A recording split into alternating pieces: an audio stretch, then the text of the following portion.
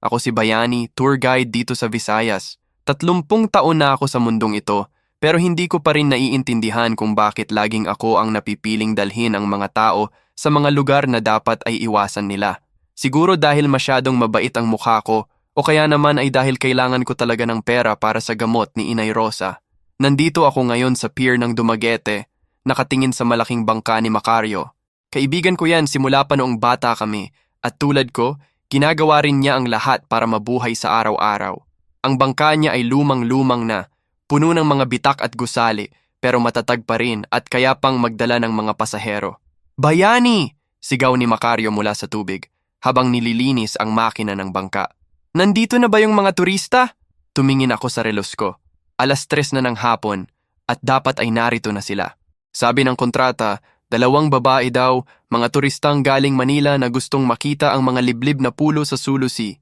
Hindi ko alam kung bakit gusto nilang pumunta doon, lalo na sa pulo ng Mahiwaga na binanggit nila.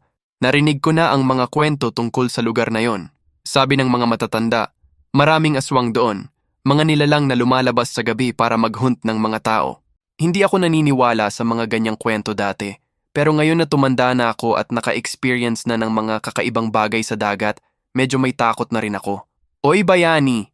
Narinig ko ang boses ng isang babae sa likuran ko. Nang lumingon ako, nakita ko ang 2 babaeng nakasuot ng mga hiking clothes at may dalang malaking backpack. Kayo ba sina Ligaya at Dalisay? Tanong ko. Oo, ako si Ligaya, sabi ng mas matangkad sa kanila. May maputing balat siya at mukhang sanay sa outdoor activities base sa suot niyang hiking boots at sun hat. At ito si Dalisay, kaibigan ko.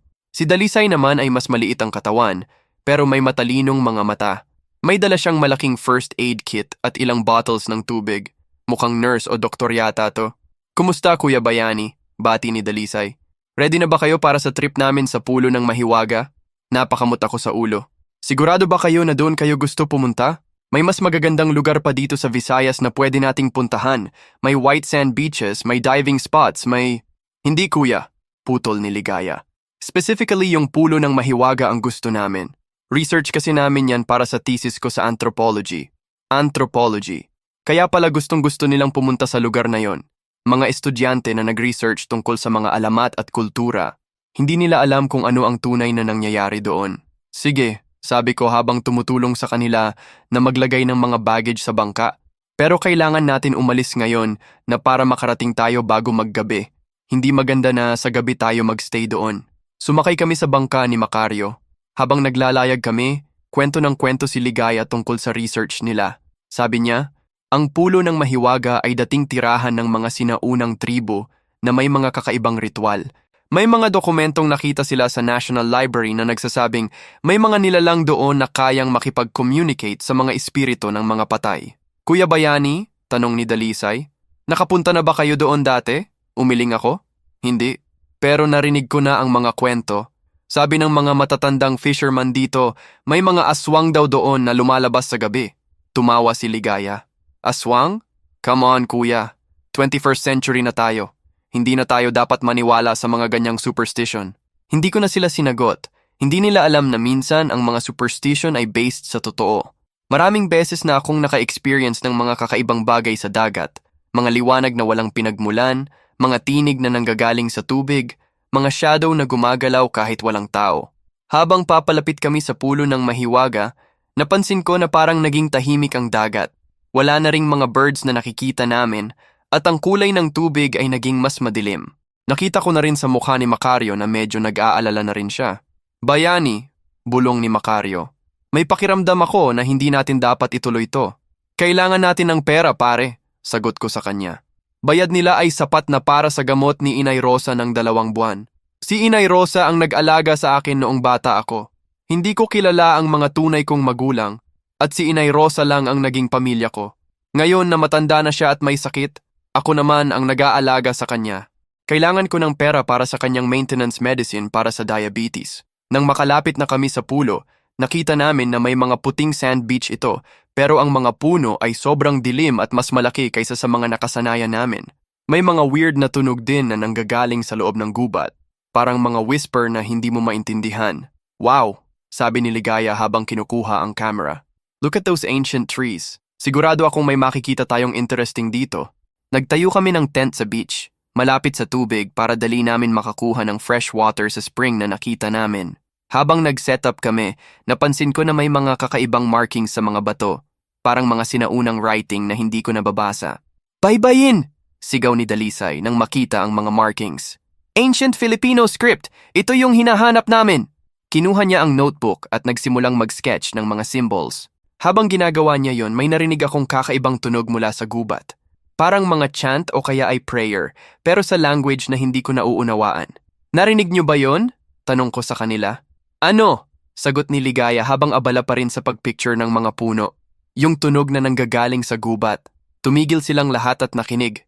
Totoo nga, may mga boses na nanggagaling sa loob ng kagubatan. Hindi malinis ang maririnig. Pero sigurado akong may mga tao doon na nagcha-chant ng mga salita. Siguro mga local na nakatira dito, sabi ni Macario. Baka may community pa rin dito. Hindi, sagot ko. Wala nang nakatira dito according sa mga fisherman.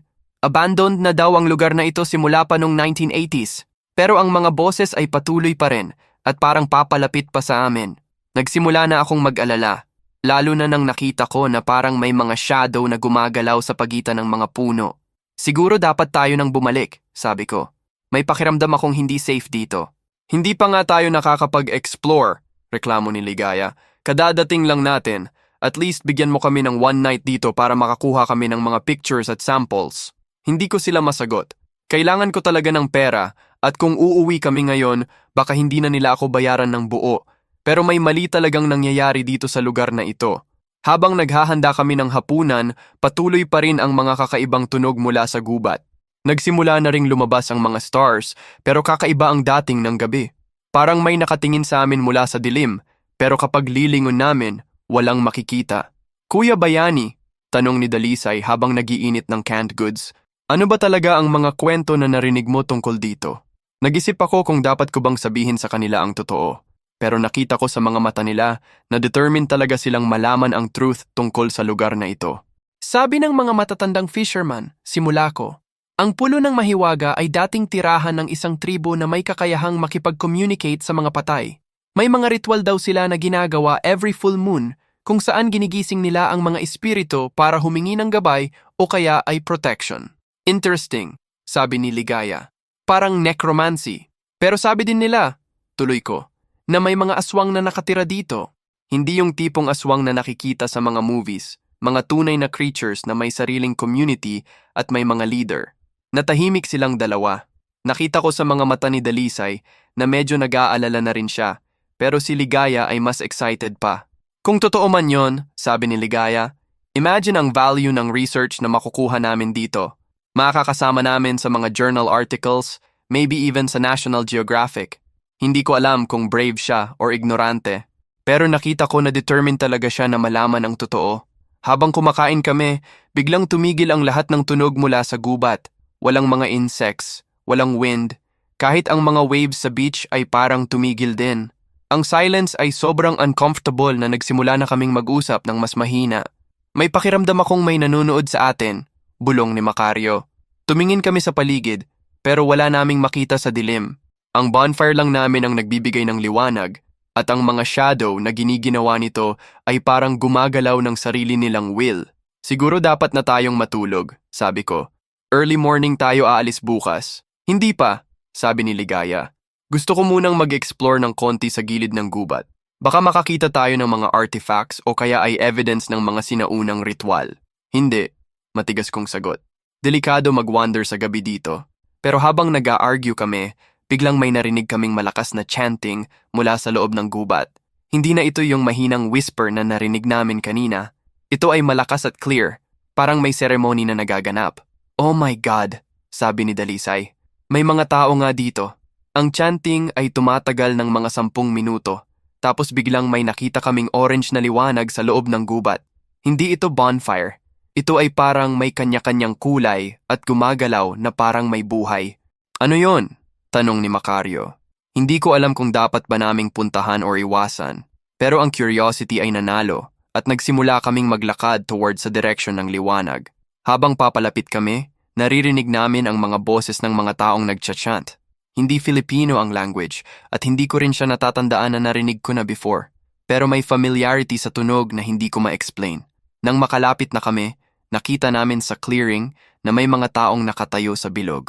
Sa gitna ng bilog ay may isang stone altar at doon ay may isang babaeng nakahiga. Hindi ko makita kung buhay pa siya o hindi, pero ang mga taong nakapaligid sa kanya ay may mga kakaibang hitsura. Ang mga mata nila ay nagniniing sa dilim at ang mga kamay nila ay may mga claws instead na normal na fingernails. Ang leader nila, isang matandang lalaki, ay may mga tattoo sa buong katawan na gumagalaw sa liwanag ng mga torch. Aswang, bulong ni Macario. Hindi ko siya nasagot kasi nakita ko kung ano ang ginagawa nila. Ang babae sa altar ay hindi buhay, patay na siya. Pero habang nagchachant ang mga aswang, nakita ko na gumagalaw ang mga daliri niya. Ginigising nila ang patay, bulong ko. Biglang tumayo ang babae sa altar. Ang mga mata niya ay puti na at nagsimula siyang magsalita ng mga salitang hindi ko maintindihan. Ang mga aswang ay nagsisigawan ng joy, parang successful ang ritual nila. "We need to go," sabi ni Dalisay. "We need to go now." Pero habang umaatras kami, may napindot si Ligaya sa camera niya na may flash. Biglang nag-flash ang camera at lahat ng mga aswang ay tumingin sa direction natin. "Run!" sigaw ko. Tumakbo kaming lahat towards sa beach, pero marinig namin na hinahabol kami ng mga aswang. Ang mga tunog ng kanilang mga paa sa lupa ay parang mga aso na tumatakbo, pero mas mabilis at mas aggressive. Habang tumatakbo kami sa gubat, may nasanggit si Macario sa isang sanga at natanggal ang shirt niya. "Shit!" sigaw niya habang patuloy na tumatakbo. "Naiwan ko yung shirt ko." "Wag mo nang isipin yon," sigaw ko. "Buhay mo ang importante." Pero nakita ko na tumatawa siya habang tumatakbo. Tangina, naging Tarzan ako bigla. Kahit sa gitna ng danger, natawa rin ako sa kanya. Ganyan talaga si Macario. Kahit anong problema, may paraan siyang gawing light ang situation. Nakarating kami sa beach pero hindi kami pwedeng sumakay sa bangka agad kasi madilim pa rin at delikado mag-navigate sa gabi. Kailangan namin mag-hide somewhere hanggang umaga. Doon, turo ni Dalisay sa isang kubo sa gilid ng beach na hindi namin napansin kanina. May bahay doon. Tumakbo kami sa kubo at nakita namin na abandoned ito. Pero may mga weird na symbols din sa mga haligi. Parehong baybayin script na nakita namin sa mga bato. Pumasok kami sa kubo at doon nakita namin na may mga sinaunang drawings sa mga dingding. May mga drawings ng mga tao na may mga wings, may mga drawings ng mga ritual, at may mga drawings ng mga aswang na nakikipag-interact sa mga normal na tao. "Grabe," sabi ni Ligaya habang kinukuha ang mga pictures. "Ito talaga yung hinahanap namin. Evidence ng ancient Filipino supernatural culture." Pero habang nag-e-explore kami sa kubo, may narinig kaming footsteps sa labas. Hindi na ito yung mabilis na footsteps ng mga aswang. Ito ay steady at deliberate. Parang may isang tao lang napapalapit. "May tao!" bulong ni Macario. Tumingin kami sa bintana at nakita namin na may babaeng naglalakad papunta sa kubo. Matanda na siya, siguro mga 60 years old, at nakasuot ng traditional na Filipino dress. May dala siyang basket ng mga herbs at ang mukha niya ay mapayapa. "Kumusta?" sabi niya nang makalapit sa pinto. "Nakita ko kayong tumatakbo mula sa gubat. Kailangan ba ninyo ng tulong?" Nagkatinginan kami. Hindi namin alam kung safe ba siyang kausapin o hindi. "Pumasok kayo," tuloy niya. "Alam ko kung sino kayo at alam ko kung bakit kayo andito. Ako si Aling Marites at matagal na akong nakatira dito sa pulo." Bumukas ang pinto at pumasok si Aling Marites. Nakita ko na may mga weird na accessories siya. May mga amulet sa leeg, may mga rings na may mga kakaibang symbols, at ang mga mata niya ay parang nakakakita ng mga bagay na hindi namin makita. "Nakita ninyo sila, hindi ba?" tanong niya. "Ang mga miyembro ng tribu ng dilim." Tumango kami. "Matagal na silang narito," tuloy ni Aling Marites. "Pero hindi sila yung dapat ninyong katakutan. May mas malaking danger na darating." "Ano yun?" tanong ni Dalisay. "Kayo," sagot ni Aling Marites habang tumingin sa amin isa-isa. "Lahat kayo may mga specialness na hindi ninyo alam at may isang tao sa inyo na sobrang special na pwedeng maging key sa isang ancient prophecy." Tumingin siya sa akin. "Ikaw, bayani," sabi niya. "Hindi mo ba napapansin na may mga kakaibang nangyayari sa paligid mo? Na parang may mga nilalang na natatakot sa'yo o kaya ay attracted?" Hindi ko alam kung ano ang sasabihin ko. Totoo nga na may mga kakaibang experiences akong nakukuha, pero akala ko normal lang yun para sa mga taong nagtatrabaho sa dagat. "Ano ba talaga ang nangyayari dito?" tanong ko. "Ang pulo ng Mahiwaga," simula ni Aling Marites, "ay battlefield ng dalawang tribo ng mga aswang. Ang tribo ng dilim na nakita ninyo kanina at ang tribo ng liwanag na halos extinct na. Ang laban nila ay tungkol sa kontrol ng isang ancient power na nakatago dito sa pulo. At ano ang connection namin doon? Tanong ni Ligaya. Si Bayani, sagot ni Aling Marites, ay descendant ng tribo ng liwanag. Hindi niya alam pero may dugo siyang aswang. At hindi lang basta aswang, may dugo rin siyang babaylan. Imposible, sagot ko. Ordinary lang akong tao. Walang kakaiba sa akin. Pero habang sinasabi ko yon, naalala ko ang mga kakaibang dreams na nakukuha ko recently. Mga dreams tungkol sa mga creatures na nakikipag-usap sa akin. Mga dreams na parang I can communicate with animals. Mga dreams na parang may powers akong hindi ko pa naa-access. Ang tribo ng dilim, tuloy ni Aling Marites, ay naghahanap ng isang taong katulad mo para gamitin sa kanilang final ritual. Kapag nakuha nila ang dugo mo, makokontrol nila lahat ng supernatural creatures sa buong Pilipinas. Bakit mo kami tinutulungan? Tanong ni Dalisay. Ano ang benefit mo? Ngumiti si Aling Marites, pero ang ngiti niya ay may kakaibang dating. Kasi ako rin ay may kailangan kay Bayani. Ang ngiti ni Aling Marites ay naging mas malawak at nakita ko sa mga mata niya ang isang liwanag na hindi natural. Biglang naging mas malamig ang hangin sa loob ng kubo at ang mga kandila na hindi namin napansin kanina ay kusang nagsindi. Ano ang kailangan mo sa akin? Tanong ko, pero may kaba na sa boses ko. Ang dugo mo, Bayani, sagot niya ng direkta. Pero hindi katulad ng tribo ng dilim na papatayin ka para kunin ang lahat. Kailangan ko lang ng konting dugo para sa isang ritual na matagal ko nang inihahandang gawin. Tumayo agad si Macario at nagtago sa likuran ko. Pare, mukhang hindi safe si Lola. Si Ligaya naman ay patuloy pa ring nag-take ng pictures pero nakita ko sa mukha niya na nag-aalala na rin siya. Si Dalisay ay naghahanda na ng mga gamot sa first aid kit niya. Parang ready na siyang tumakbo. Hindi kayo dapat mag-alala, sabi ni Aling Marites. Hindi ko kayo sasaktan, pero kailangan ninyong maintindihan ang totoo tungkol sa lugar na ito at tungkol kay Bayani. Naglakad siya papunta sa isang sulok ng kubo. At doon niya kinuha ang isang malaking libro na balot sa itim na tela. Nang binuksan niya ang libro, nakita ko na puno ito ng mga drawings ng mga creatures, mga ritual, at mga genealogy na parang family tree. Tignan mo ito, Bayani, sabi niya habang nag-flip ng mga pages. Ito ang history ng inyong pamilya. Napakita niya sa akin ang isang page na may drawing ng isang lalaking nakasuot ng traditional warrior clothing at sa tabi nito ay nakasulat ang pangalang Raja Bayani ng tribo ng liwanag. Ang lolo mo ng lolo mo, explain ni Aling Marites, siya ang naging pinuno ng tribo ng liwanag noong 1800s. Ang tribo niya ay responsible sa pagprotekta sa mga tao laban sa evil spirits at sa mga masasamang aswang. Tumingin ako sa drawing. May pagkakahawig nga sa akin ng lalaki, lalo na ang mata at ang hugis ng mukha. Pero paano ako naging tour guide kung descendant pala ako ng isang raja? Tanong ko. Kasi namatay ang mga magulang mo ng bata ka pa, sagot ni Aling Marites. Napatay sila ng tribo ng dilim noong nag-attempt silang bumalik dito sa pulo para makuha ang mga sacred artifacts na nakatago dito. Biglang sumakit ang ulo ko. May mga images na pumasok sa isip ko. Mga alaala na hindi ko sure kung totoo o imagination lang. Nakita ko ang dalawang taong tumatakbo sa gubat habang may mga aswang na humahabol sa kanila. Nakita ko ang babae na niyakap ang isang sanggol. Ako yon, at ibinigay sa isang matandang lalaki.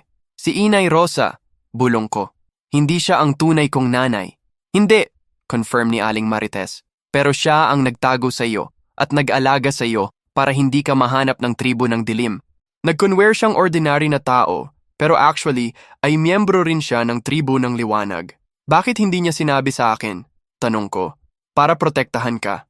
Kapag nalaman mo ang totoo, mag-a-activate ang mga powers mo at mas madaling makikita ka ng mga enemies mo. Habang sinasabi niya ito, may naramdaman akong kakaibang sensation sa buong katawan ko. Parang may kumukulong energy sa loob ko na gusto nang lumabas. Ang mga mata ko ay nagsimulang makakita ng mas clear sa dilim at narinig ko ang heartbeat ng lahat ng kasama ko. Nangyayari na, sabi ni Aling Marites. Nag-a-awaken na ang aswang blood mo. Aswang? Gulat ni Ligaya. Ibig sabihin monster si Kuya Bayani? Hindi monster, sagot ni Aling Marites.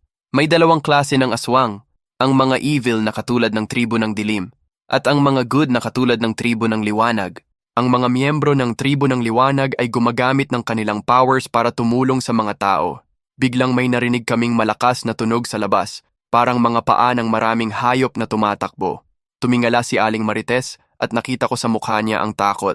Nandito na sila, sabi niya. Naramdam nila na nag-awaken ang powers mo. Sino? Tanong ni Macario. Ang tribo ng dilim. At kasama nila ang pinuno nila, si Dato Kadiliman. Biglang umuuga ang buong kubo. Nagsimulang mag-fall ang mga gamit at ang mga kandila ay natapon. Sa labas, narinig namin ang mga ungol na hindi tao. Mas malalim kaysa sa mga aso, pero mas intelligent kaysa sa mga wild animals. Kailangan natin umalis dito, sabi ni Dalisay. Hindi, sagot ni Aling Marites. Hindi safe sa labas. Kailangan natin magstay dito at maghintay ng tulong. Anong tulong? Tanong ko. Yung lolo mo. Patay na si Inay Rosa, sabi ko. Hindi yung si Inay Rosa, yung tunay mong lolo, si Lolo Amado. Buhay pa siya at nandito siya sa pulo. Biglang bumukas ang pinto ng kubo at pumasok ang isang matandang lalaki na may mahaba at puting buhok. Matangkad siya at may malakas pa ring katawan kahit mukha siyang mahigit sa 70 years old na. Ang mga mata niya ay kulay asul at nakita ko na may mga tattoo siya sa mga braso na parehong symbols na nakita namin sa mga bato. Apo, sabi niya sa akin, matagal na kitang hinihintay. Hindi ko alam kung ano ang sasabihin. Lahat ng alam ko tungkol sa sarili ko ay nagbabago ngayon. Lolo? Tanong ko. Lumapit siya sa akin at hinawakan ang mukha ko. Oo, apo. Ako si Lolo Amado, ang tatay ng ama mo. Ako ang nahuling miyembro ng tribo ng liwanag na hindi pa napapatay ng mga enemies natin. Biglang may mga sumigaw sa labas. Ang mga boses ay hindi tao. Mas mababang frequency. Parang mga demon na galit na galit. Bayani! Sigaw ng isang malalim na boses sa labas. Lumabas ka dyan! Kailangan namin ng dugo mo para sa ritual. Si Dato Kadiliman, bulong ni Lolo Amado, ang pinuno ng tribo ng dilim. Tumingon siya sa mga kasama ko. Kayo, hindi kayo safe dito. Kailangan ninyong umalis sa pulo ngayon na. Hindi, sagot ni Macario. Hindi namin iiwan si Bayani. At hindi rin namin iiwan ang research namin, dagdag ni Ligaya. Research? Gulat ni Lolo Amado. Anong research? Nag-aaral kami tungkol sa mga ancient Filipino supernatural culture, explain ni Ligaya. At lahat ng nakita namin dito ngayong gabi ay magbabago sa understanding ng anthropology sa buong mundo. Tumawa si Lolo Amado, pero hindi masayang tawa. Anthropology? Anak, hindi ito subject para sa school. Ito ay real life at may mga tao ditong mamamatay. Pero nakita ko sa mata ni Ligaya na hindi siya susuko. Lolo Amado, pwede ba ninyong turuan si Kuya Bayani kung paano gamitin ang powers niya para makahelp kami sa inyo sa laban sa tribo ng dilim? Imposible, sagot ni Lolo Amado. Kailangan ng mga taon para matuto kung paano i-control ang aswang transformation, hindi pwedeng overnight. Pero biglang may naramdaman akong mas malakas na energy sa loob ko. Ang mga kamay ko ay nagsimulang mag-grow ng mga claws at ang mga mata ko ay nagsimulang makakita ng heat signatures ng lahat ng nasa paligid ko. Nakita ko na ang heat signature ni Aling Marites ay kakaiba. Mas malamig kaysa sa normal na tao, pero may mga spots na sobrang init. Nangyayari na sa akin ang transformation, sabi ko. Imposible, gulat ni Lolo Amado. Hindi ka pa ready, pero ang katawan ko ay hindi nakikinig sa kanya. Ang mga muscles ko ay naging mas malakas, ang hearing ko ay naging mas sensitive, at nakakasense na ako ng mga presensya ng lahat ng nasa paligid namin. Sa labas, ang mga unggol ay naging mas malapit. Nakita ko sa window na may mga mata na nagniningas sa dilim. Maraming mata, siguro mga 20 o 30 na aswang na nakapaligid sa kubo. Dato Kadiliman! Sigaw ko sa labas. Ano ang gusto mo? Ikaw, Bayani! Sagot ng malalim na boses. Ikaw ang key sa ancient prophecy. Kapag nakuha namin ang dugo mo, ma-open namin ang portal sa underworld at makakapaglabas kami ng mga demon na magru-rule sa buong mundo. Over my dead body, sagot ko. Yun nga ang plano, sagot niya, at nagsimulang tumawa ang lahat ng aswang sa paligid. Tumingin ako kay Lolo Amado. Turuan mo ako ngayon kung paano lumaban. Apo, delikado. Hindi mo pa kayang i-control ang transformation mo. Baka ikaw pa ang makasakit sa mga kasama mo. Walang choice, sagot ko.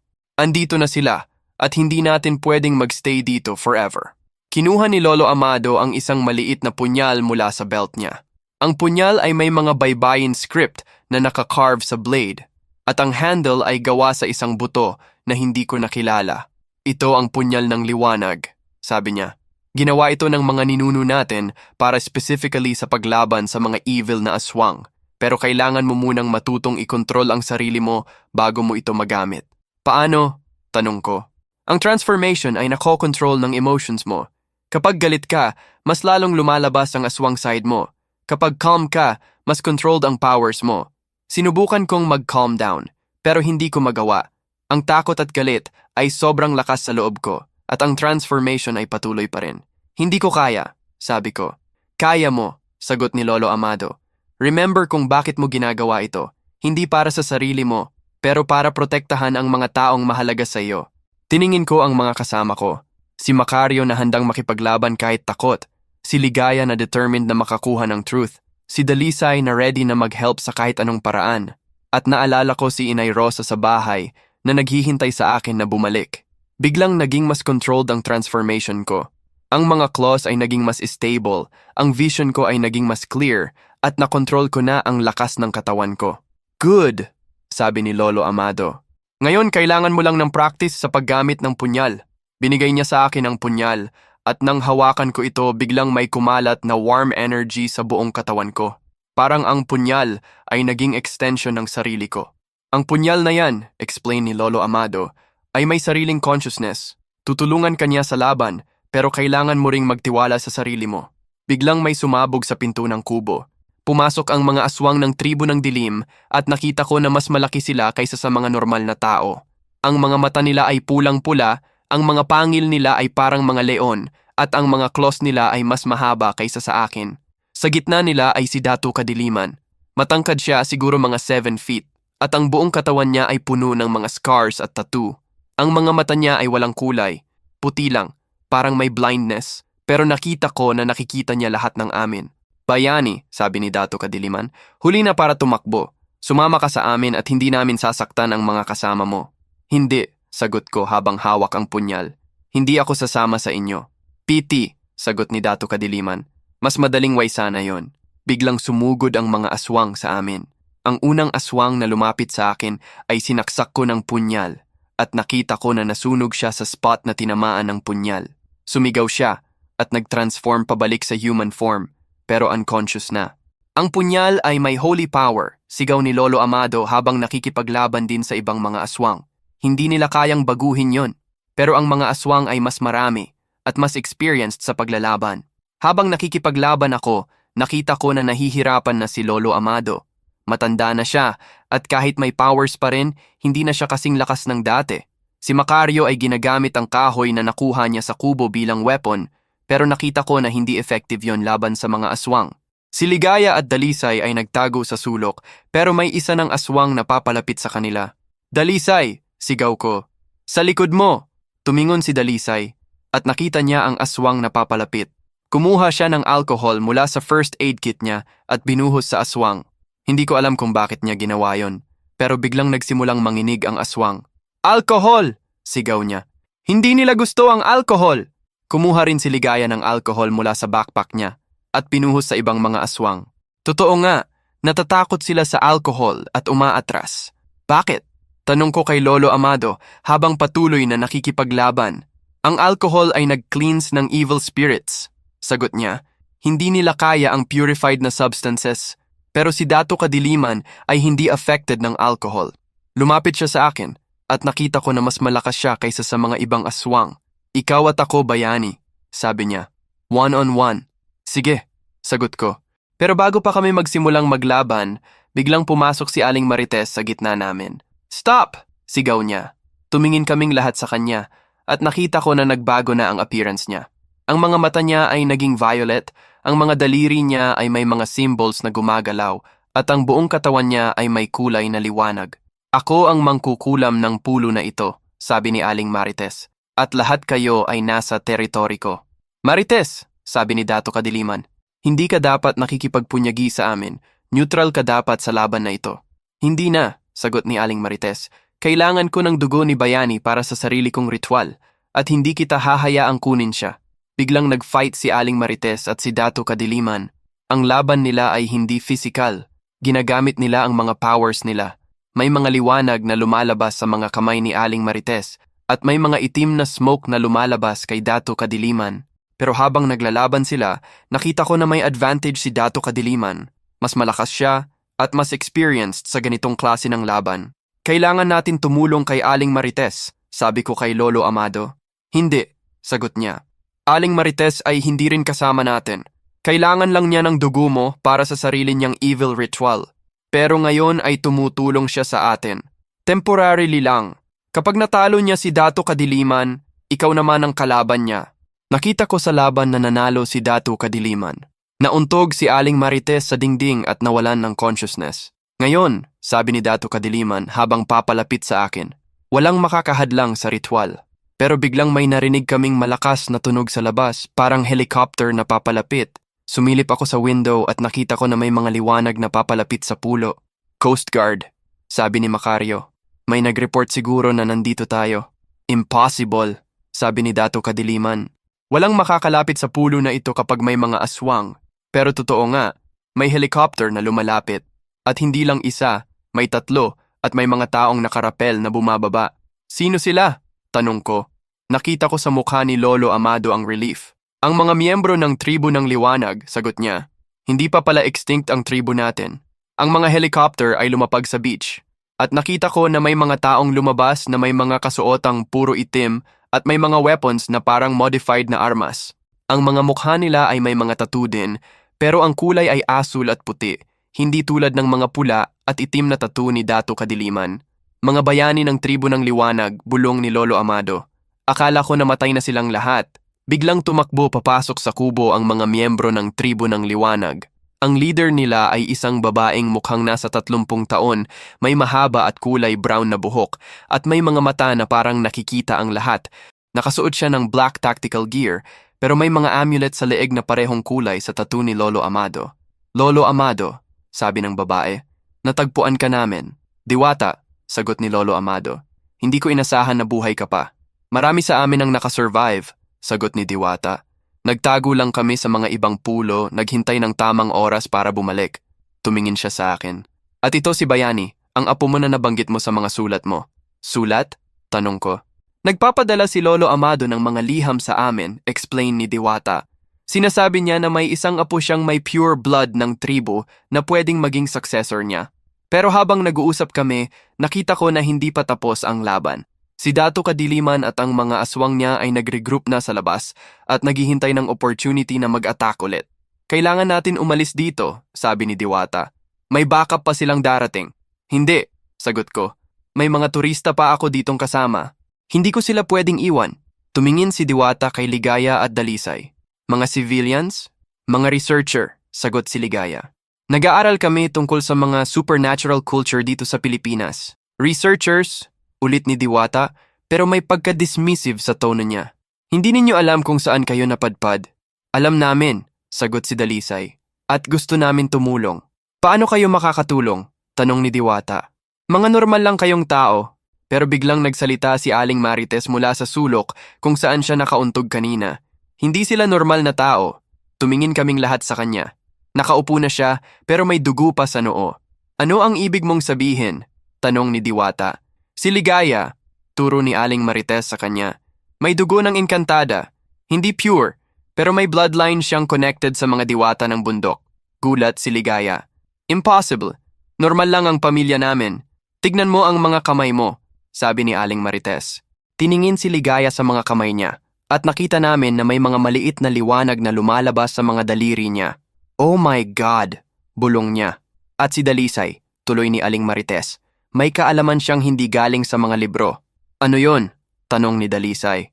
Ang mga herbal medicine na ginagamit mo, sagot ni Aling Marites, hindi mo natutuhan sa school. Instinct mo lang yon. Kasi may dugo ka ng ancient healers, ng mga babaylan.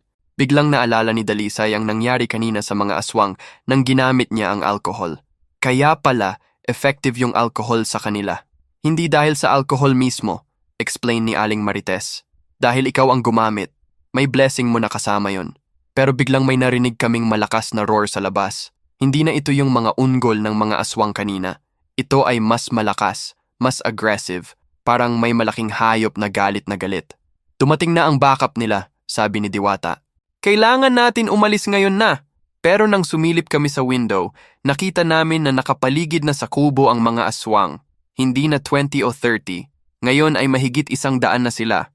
at sa gitna nila ay isang higanteng aswang na mas malaki pa kay Dato Kadiliman. Si Raja Kadiliman, bulong ni Lolo Amado, ang tunay na pinuno ng tribo ng dilim. Raja? Tanong ko. Ang tatay ni Dato Kadiliman, sagot ni Lolo Amado. Siya ang pumatay sa mga magulang mo. Siya rin ang responsible sa pagkasira ng tribo ng liwanag. Biglang sumakit ulit ang ulo ko at mas maraming memories ang bumalik. Nakita ko ang lalaking nakasuot ng black armor na may mga red na symbols at hawak niya ang dalawang tao, ang mga magulang ko. Narinig ko ang sigaw ng babae habang hinahanap niya ako at nakita ko kung paano siya pinatay. Siya ang pumatay sa kanila, sabi ko, at naramdaman ko na mas lalo pang lumalakas ang transformation ko. Bayani, sabi ni Lolo Amado, kailangan mo i-control ang galit mo. Kapag hindi mo na-control, mawawala ka sa sarili mo. Pero ang galit ay sobrang lakas na sa loob ko. Gusto kong lumabas at makipaglaban kay Raja Kadiliman, pero alam ko na hindi pa ako ready para sa ganoong klaseng laban. Bayani! Sigaw ni Raja Kadiliman sa labas. Lumabas ka dyan! Tapusin na natin ang laban na nagsimula ng mga magulang mo! Hindi! Sagot ni Diwata. Hindi ka pa ready para sa kanya. Kailan ako magiging ready? Tanong ko. Ilang taon pa dapat maghintay? Ilang tao pa ang mamamatay? May point si Bayani, sabi ni Macario. Hindi natin pwedeng magstay dito forever. At mukhang hindi rin natin pwedeng umalis nang hindi tapos ang problema. Nag-isip si Diwata. May isang paraan, pero sobrang delikado. Ano yon? Tanong namin. May ancient ritual na ginagamit ng mga ninuno natin para mag-power up ng isang aswang ng biglaan. Pero ang side effect ay pwedeng mawala mo ang consciousness mo permanently. Gawin natin, sagot ko agad. Bayani, no, sabi ni Lolo Amado. Too risky yan. Lolo, walang ibang choice tayo. At kung mamamatay ako, at least naglaban ako para sa mga taong mahalaga sa akin.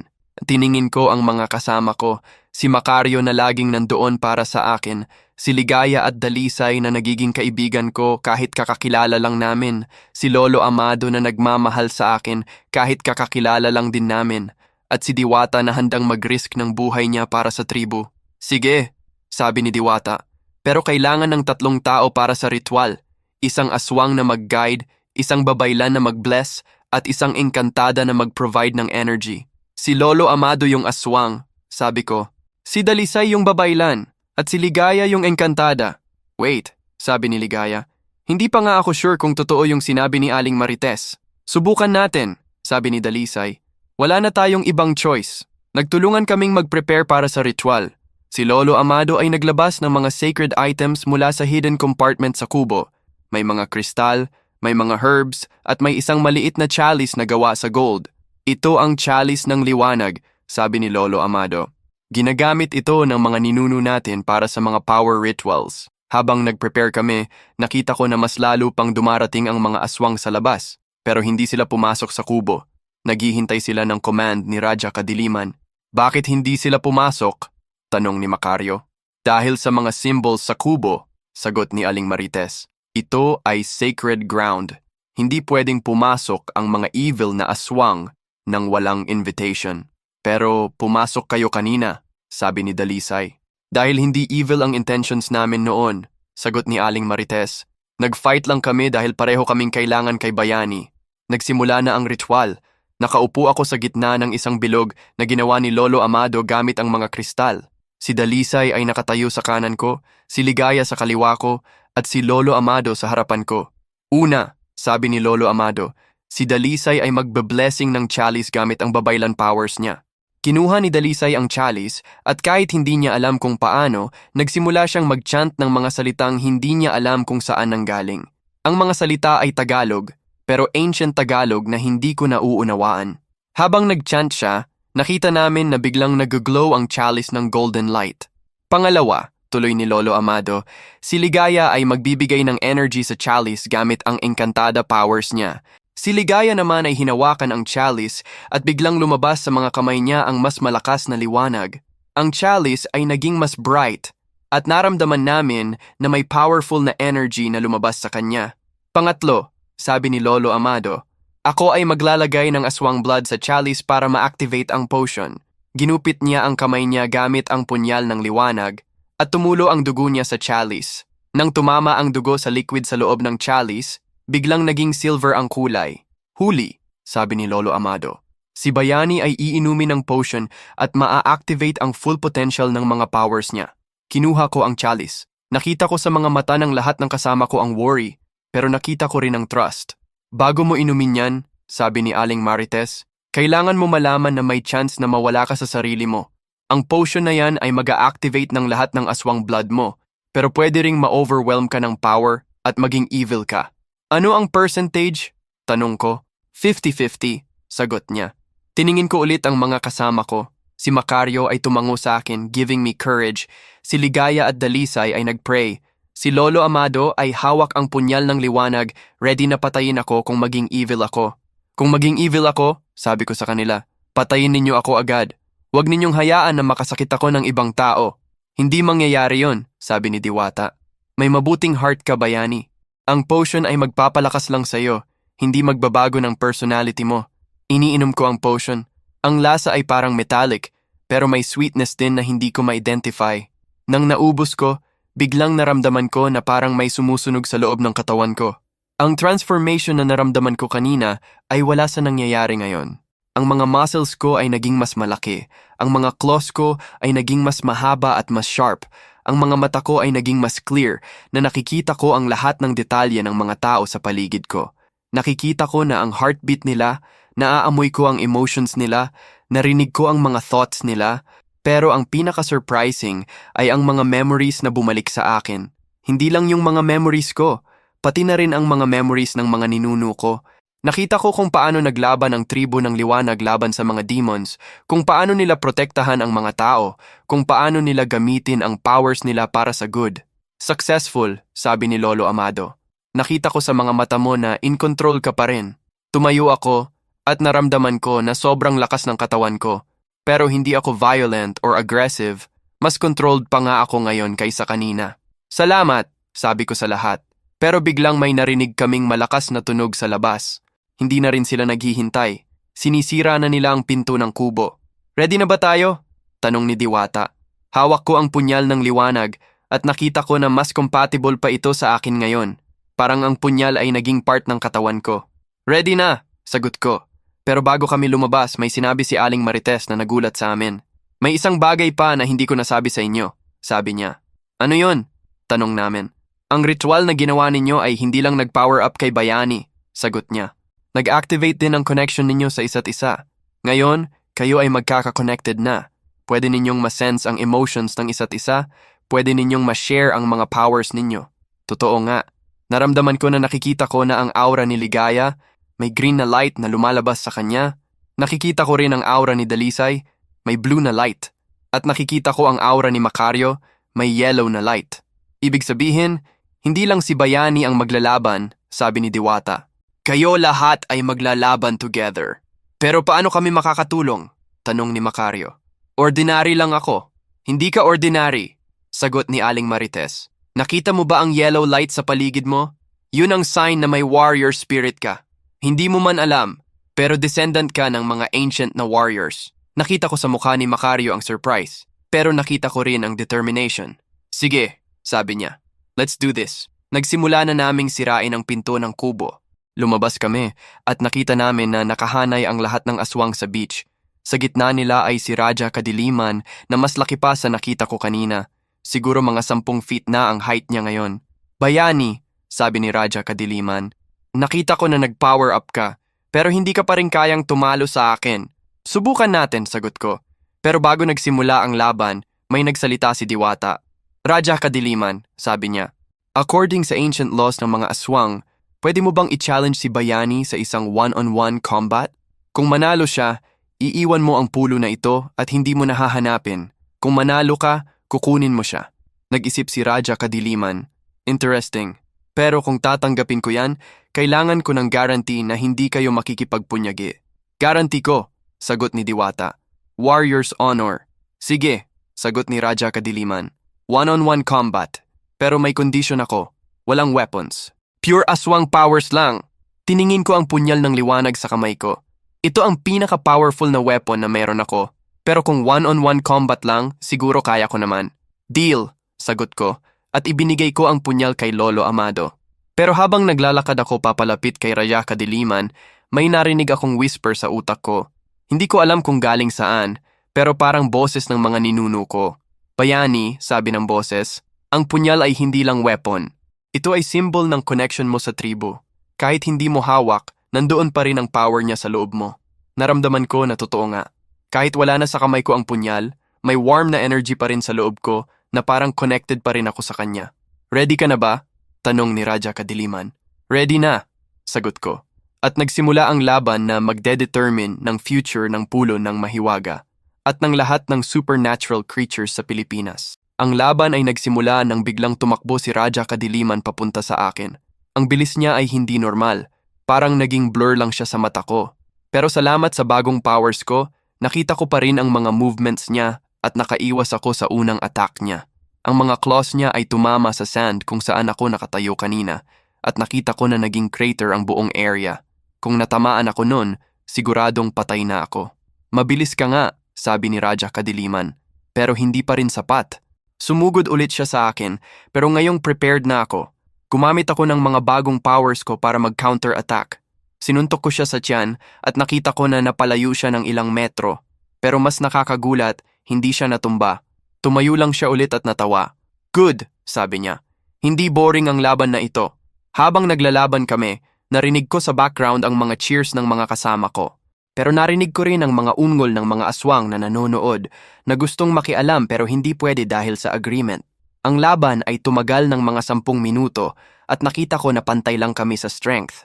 Kapag sinuntok ko siya, sinusuntok din niya ako. Kapag ako'y umatake, siya rin ay umaatake. Walang clear na advantage. Pero naramdaman ko na mas nauubos ang energy ko kaysa sa kanya. Siguro dahil bago lang sa akin ang powers na ito, hindi ko pa alam kung paano i-conserve ang energy ko. Pagod ka na ba? Tanong ni Raja Kadiliman habang nakangiti. Kaya ko pang maglaban ng buong gabi, pero biglang narinig ko ulit ang boses ng mga ninuno ko sa utak ko. Bayani, sabi nila, hindi lang physical strength ang kailangan mo. Gamitin mo ang wisdom ng mga nakaraan. Biglang naalala ko ang mga memories na nakita ko kanina, kung paano naglaban ang mga ninuno ko. Hindi nila ginagamit lang ang brute force. Ginagamit din nila ang strategy, ang environment at ang connection nila sa mga spirit. Tumingin ako sa paligid at nakita ko na malapit kami sa mga puno ng nara na nakita namin kanina. May idea ako. Tumakbo ako papunta sa mga puno at sumunod si Raja Kadiliman. Pero habang tumatakbo, nag-concentrate ako sa connection ko sa nature. Naramdaman ko na may mga spirit ng mga puno na willing tumulong sa akin. Nang makalapit si Raja Kadiliman, hinawakan ko ang isa sa mga nara trees at biglang lumaki ang mga sanga nito at nag-wrap kay Raja Kadiliman. Ano to? Gulat niya. Ang power ng tribu ng liwanag, sagot ko. Hindi lang kami nakikipag-communicate sa mga aswang. Nakikipag-communicate rin kami sa lahat ng living things. Pero malakas si Raja Kadiliman at naputol niya ang mga sanga. Pero nabigyan ako ng opportunity na mag-rest at mag-think ng next strategy. Clever, sabi niya. Pero hindi sapat yan. Lumapit ulit siya sa akin, pero ngayong may idea na ako kung paano siya talunin. Hindi ko kailangan magpatalo sa kanya sa pure strength. Kailangan ko lang ma-outsmart siya. Gumamit ako ng iba't ibang tactics. Minsan ay gumamit ako ng mga bato sa beach para ibato sa kanya. Minsan ay gumamit ako ng sand para mabulagan siya. Minsan ay gumamit ako ng tubig mula sa dagat para ma-distract siya. Pero ang pinaka-effective na strategy ay nang gamitin ko ang connection ko sa mga kasama ko.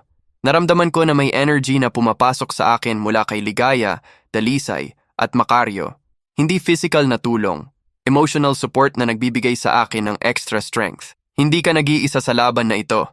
Narinig kong sabi ni Lolo Amado sa utak ko. Ang lakas ng isang bayani ay nakadepende sa mga taong sumusuporta sa kanya. Totoo nga.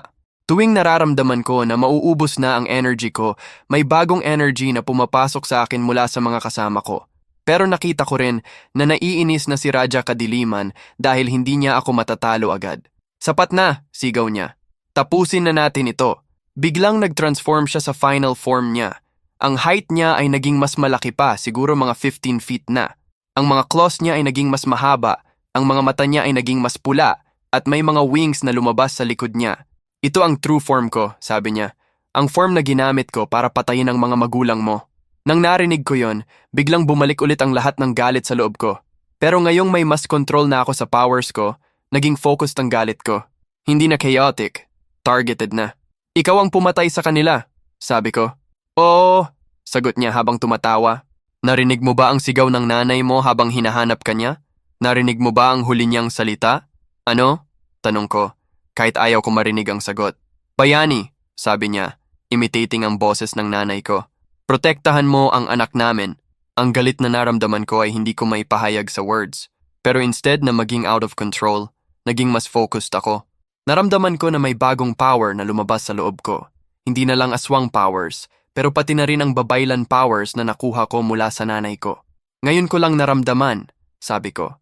Hindi lang aswang ang dugo ko, may babaylan din. Biglang may white light na lumabas sa mga kamay ko kasama ng mga claws. Ang combination ng aswang at babaylan powers ay naging mas powerful kaysa sa individual na powers. Impossible, sabi ni Raja Kadiliman. Hindi pwedeng mag-combine ang aswang at babaylan powers. Pwede, sagot ko. Kung pure ang heart mo. Lumapit ako sa kanya. At this time ay mas mabilis ako kaysa sa kanya.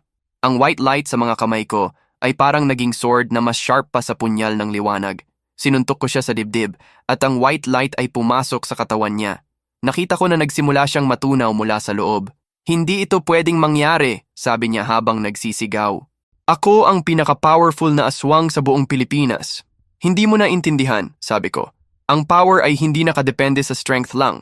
Nakadepende din sa purpose mo. Biglang tumaob si Raja Kadiliman.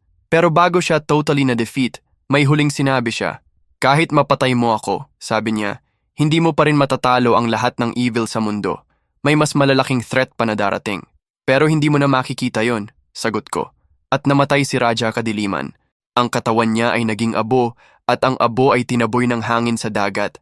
Nang makita ng mga aswang na namatay ang leader nila, biglang naging takot sila. Nagsimula silang mag-retreat sa gubat at alam ko na hindi na sila babalik. Panalo ka, sabi ni Diwata habang papalapit sa akin. Pero hindi pa tapos ang problema. May naaalala pa akong isang tao na may hidden agenda, si Aling Marites. Nang lumingon ako sa kanya, nakita ko na nakangiti siya. Pero ang ngiti niya ay hindi friendly. May evil intent. Congratulations, Bayani, sabi niya. Ngayon napatay na si Raja Kadiliman, pwede na tayong mag-proceed sa tunay na ritual. Anong tunay na ritual? Tanong ni Ligaya. Ang ritual, para ma-absorb ko ang lahat ng powers ni Bayani, sagot ni Aling Marites. Hindi ko sinabi sa inyo kanina, pero ang totoo ay gusto ko maging pinaka-powerful na mangkukulam sa buong mundo. Biglang nag-transform din si Aling Marites. Ang mukha niya ay naging mas matanda, ang mga mata niya ay naging itim, at may mga tentacles na lumabas sa mga kamay niya. Mangkukulam ka nga, sabi ni Dalisay. Hindi lang mangkukulam, sagot ni Aling Marites. Ako ang pinaka-ancient na witch sa Pilipinas.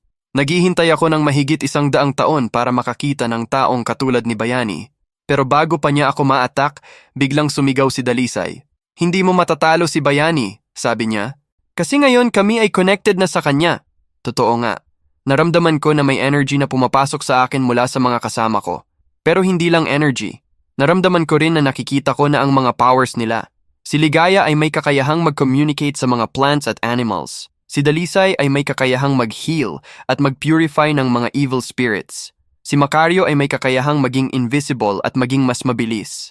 At si Lolo Amado ay may kakayahang mag-shapeshift sa iba't ibang klase ng aswang. Kaming 5, sabi ko kay Aling Marites, ay maglalaban sa iyo. 5 versus 1? Tanong ni Aling Marites. Hindi fair.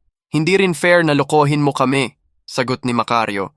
Nagsimula ang laban-laban kay Aling Marites, pero ang laban na ito ay mas mahirap kaysa sa laban kay Raja Kadiliman. Si Aling Marites ay may iba't ibang powers.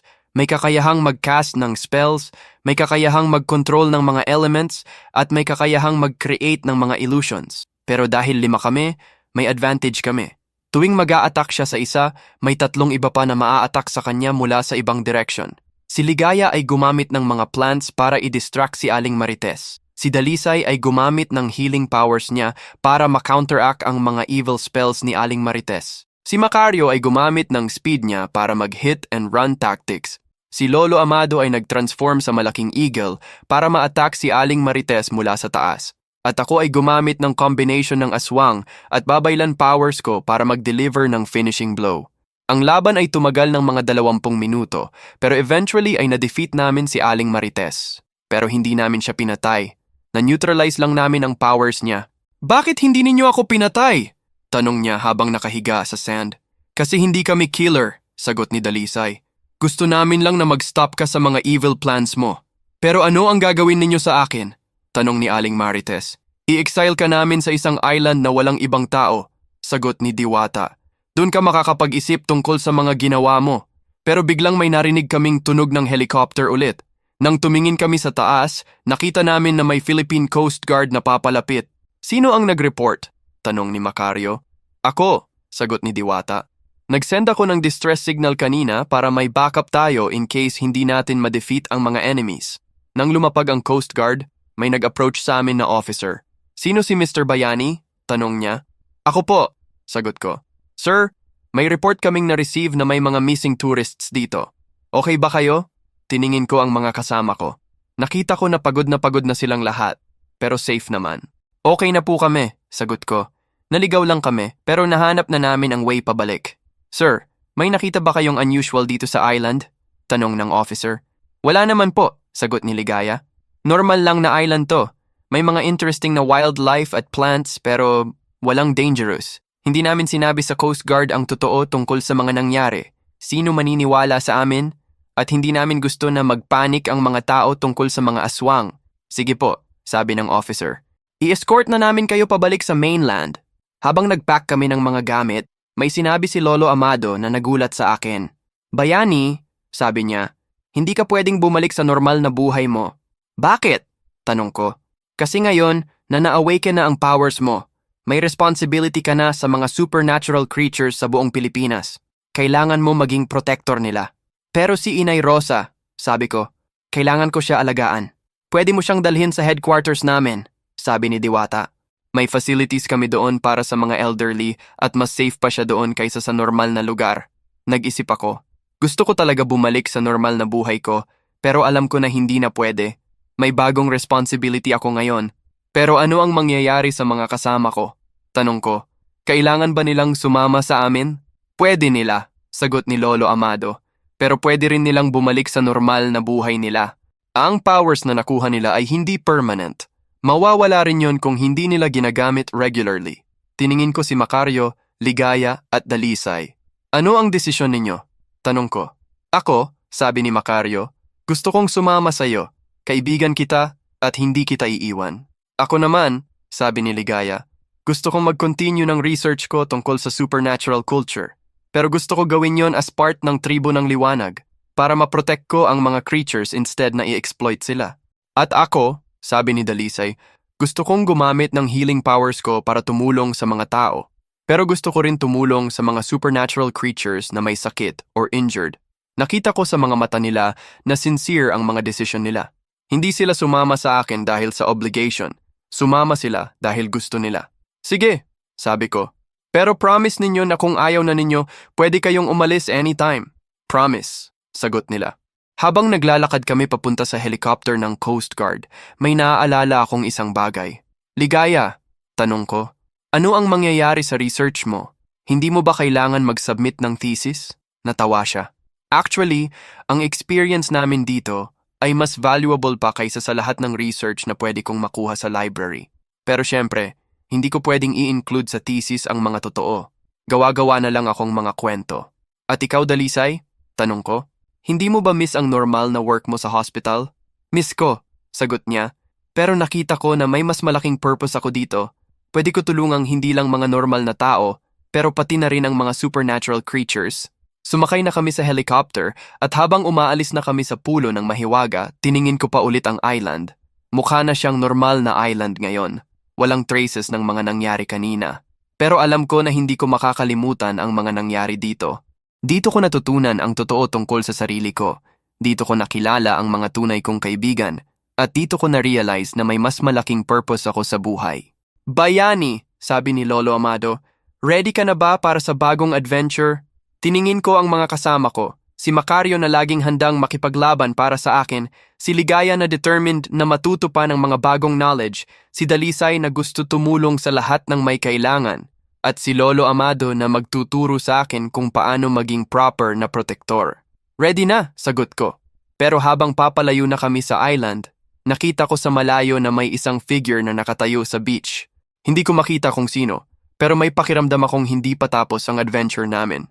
May mga bagong challenges pa na darating. May mga bagong enemies pa na haharap sa amin. At may mga bagong mysteries pa na kailangan naming lutasin. Pero ngayon, confident na ako na kakayanin namin.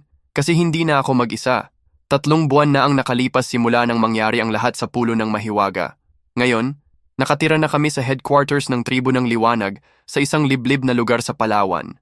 Ang headquarters ay parang malaking village na nakatago sa gitna ng gubat, complete na may mga bahay para sa mga miyembro, training grounds, at library na puno ng mga ancient books tungkol sa supernatural creatures. Si Inay Rosa ay nandito na rin at mas masaya siya dito kaysa sa dati naming bahay. May mga kaedad niya dito na mga dating miyembro ng tribo at enjoy niya ang mga kwentuhan nila tungkol sa mga adventures nila noon. Plus, ang maintenance medicine niya ay mas effective dito dahil ginagamitan ni Dalisay ng healing powers. Bayani, tawag ni Diwata mula sa training ground. Kailangan natin mag-practice pa ng advanced techniques mo. Tatakbo na sana ako papunta sa kanya, pero biglang may narinig akong tunog ng helicopter na papalapit. Hindi unusual yun dito dahil may mga regular na supply runs ang tribo, pero may kakaiba sa tunog ng helicopter na ito. May emergency, sigaw ni isang miyembro ng tribo na galing sa communications room. May distress call mula sa Bohol. May mga reports ng mysterious disappearances sa isang rural village. Nagtutinginan kami ni Diwata. Simula nang maging active ulit ang Tribo ng Liwanag, mas maraming reports ng supernatural activities na natatanggap namin from all over Visayas and Mindanao. Anong klase ng disappearances? Tanong ni Diwata. Sabi ng local officials, mga 10 tao na ang nawala sa loob ng 2 linggo. Lahat sila ay nawala sa gabi at walang traces na naiwan. Pero may mga witness na nakarinig ng kakaibang tunog sa gubat tuwing may nawawala. Kinuha ko ang bag ko na laging ready para sa emergency missions. Sa loob ay ang punyal ng liwanag, mga emergency supplies, at ang communication device na ginagamit namin para mag-contact sa headquarters. Sino ang kasama ko sa mission na ito? Tanong ko. Si Macario, Ligaya at Dalisay, sagot ni Diwata. Familiar na kayo sa isa't isa at proven na effective ang teamwork ninyo. Nakita ko na papalapit na rin ang 3 yon na may mga bag na din. Si Macario ay may dalang modified na armas na binigay ng tribo. Hindi traditional na gun pero parang crossbow na may special na arrows na effective laban sa mga supernatural creatures. Si Ligaya naman ay may dalang mga equipment para sa communication sa mga animals at plants. At si Dalisay ay may upgraded na first aid kit na may mga herbal medicines na effective laban sa mga supernatural ailments. Ready na ba tayo? Tanong ni Ligaya. Wait, sabi ko. Kailangan natin ng mas maraming information. Anong klase ng creatures ang possible na responsible sa disappearances? Lumabas si Lolo Amado mula sa library, may hawak na malaking libro. Base sa description, sabi niya, may 3 possibility. Una, mga kapre na naging hostile dahil may sumira sa territory nila. Pangalawa, mga tikbalang na nag-group para mag-hunt ng mga tao.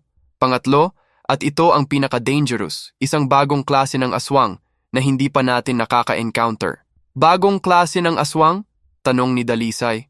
May mga reports na kumakalat, explain ni Lolo Amado, tungkol sa mga aswang na may kakayahang mag-shapeshift hindi lang sa aso o baboy, pero pati na rin sa ibang tao.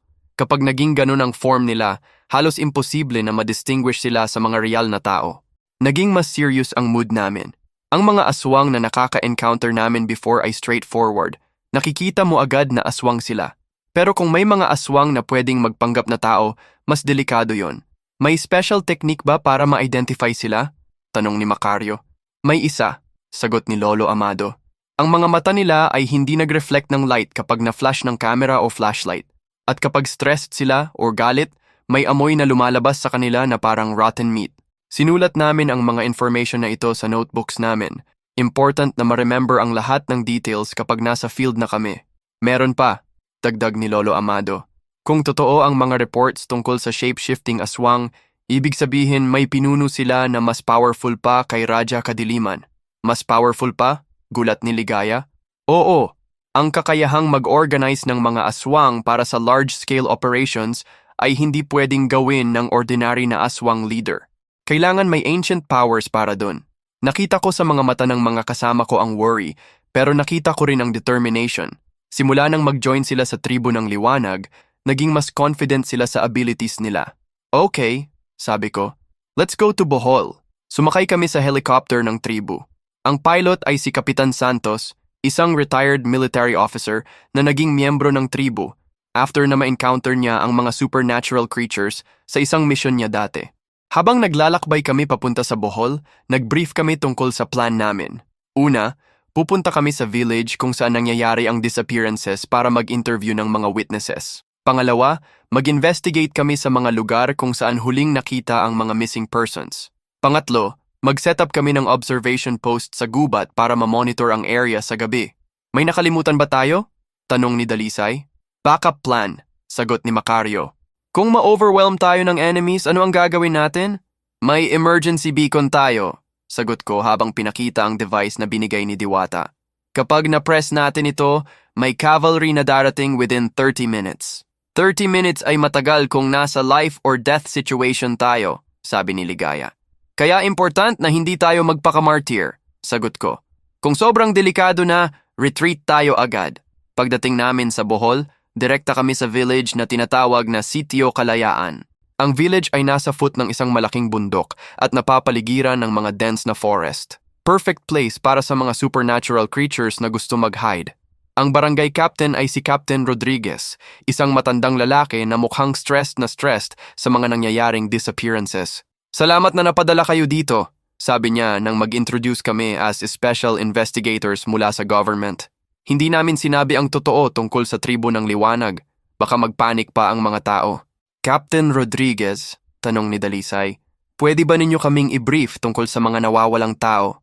Opo, sagot niya habang naglalabas ng folder. Nagsimula lahat 3 weeks ago. Ang una ay si Mang Carlos, fisherman namin dito. Naglalakad siya pa uwi galing sa fishing trip niya pero hindi na nakarating sa bahay. Nakita lang namin ang bicycle niya sa gilid ng kalsada. May nakita ba kayong signs ng struggle? Tanong ko. Wala. Parang biglang nawala lang siya.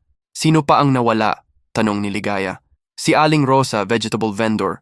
Si Kuya Ben, carpenter. Si Ate Maria, teacher sa elementary school. Lahat sila ay nawala habang naglalakad sa gabi. Nakita ko na may pattern. Lahat ng nawawala ay mga adult. At lahat ay nawala habang mag-isa at naglalakad sa gabi. Captain, tanong ni Macario, may nakarinig ba kayong kakaibang tunog tuwing may nawawala? Nag-isip si Captain Rodriguez.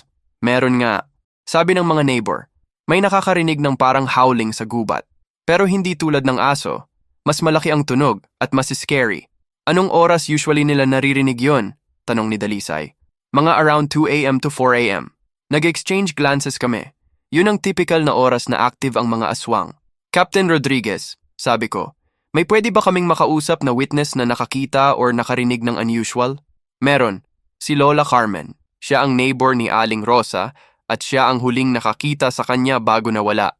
Dinala niya kami sa bahay ni Lola Carmen, isang matandang babae na mukhang nasa edad na pero alert pa rin ang isip. Lola Carmen, sabi ni Captain Rodriguez, ito yung mga investigator na magtatanong tungkol kay Aling Rosa. Opo, sagot ni Lola Carmen. Nakita ko nga si Rosa that night. Mga 9 p.m. papauwi na siya galing sa market. May nakita ba kayong unusual? Tanong ni Ligaya. Meron nga. May nakita akong lalaki na sumunod kay Rosa. Hindi ko nakita ang mukha niya kasi malayo ako pero may kakaiba sa kanya. Anong kakaiba? Tanong ko. Ang lakad niya.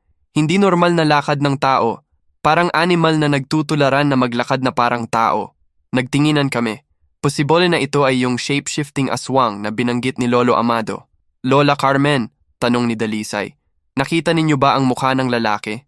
Hindi pero nakita ko na matangkad siya at may malaking katawan at may kakaibang amoy na nalanghap ko. Parang nabubulok na karne. Confirmed. Ito ay definitely supernatural creature at most likely ay aswang. May nakita pa ba kayong iba? Tanong ni Macario. Meron pa. Mga 3 araw after nawala si Rosa, may nakita akong grupo ng mga lalaki na naglalakad sa village. Mga 5 sila at lahat ay may kakaibang lakad. At yung amoy, grabe napakabaho. Anong oras ninyo sila nakita? Tanong ko. Mga 3 a.m. Hindi ako makatulog kasi nag-aalala ako kay Rosa tapos nakita ko sila sa window ko. May ginawa ba sila? Tanong ni Ligaya. Nag-sniff sila. Parang mga aso na nag-aamoy ng territory. Tapos nagtinginan sila sa mga bahay, parang nagme-memo kung sino ang nakatira saan. Naging mas alarmed kami. Kung totoo ang sinabi ni Lola Carmen, ibig sabihin may organized group ng shape-shifting aswang na nag-scout ng village para sa next targets nila. Lola Carmen, sabi ko, kailangan ninyo mag-ingat. Mag-lock kayo ng pintuan at pintana ninyo sa gabi at huwag kayong lalabas mag-isa. Opo, sagot niya. Pero ano ba talaga ang nangyayari dito? Sino ba ang mga taong yon? Hindi namin pwedeng sabihin ang totoo sa kanya. Pero kailangan namin bigyan siya ng warning na hindi siya magtaka. May mga criminal group na kumakalat sa area, sabi ni Dalisay. Kaya mag-ingat lang kayo. Pagkatapos naming makausap si Lola Carmen, pumunta kami sa mga spot kung saan huling nakita ang mga missing persons. Ang pattern ay consistent.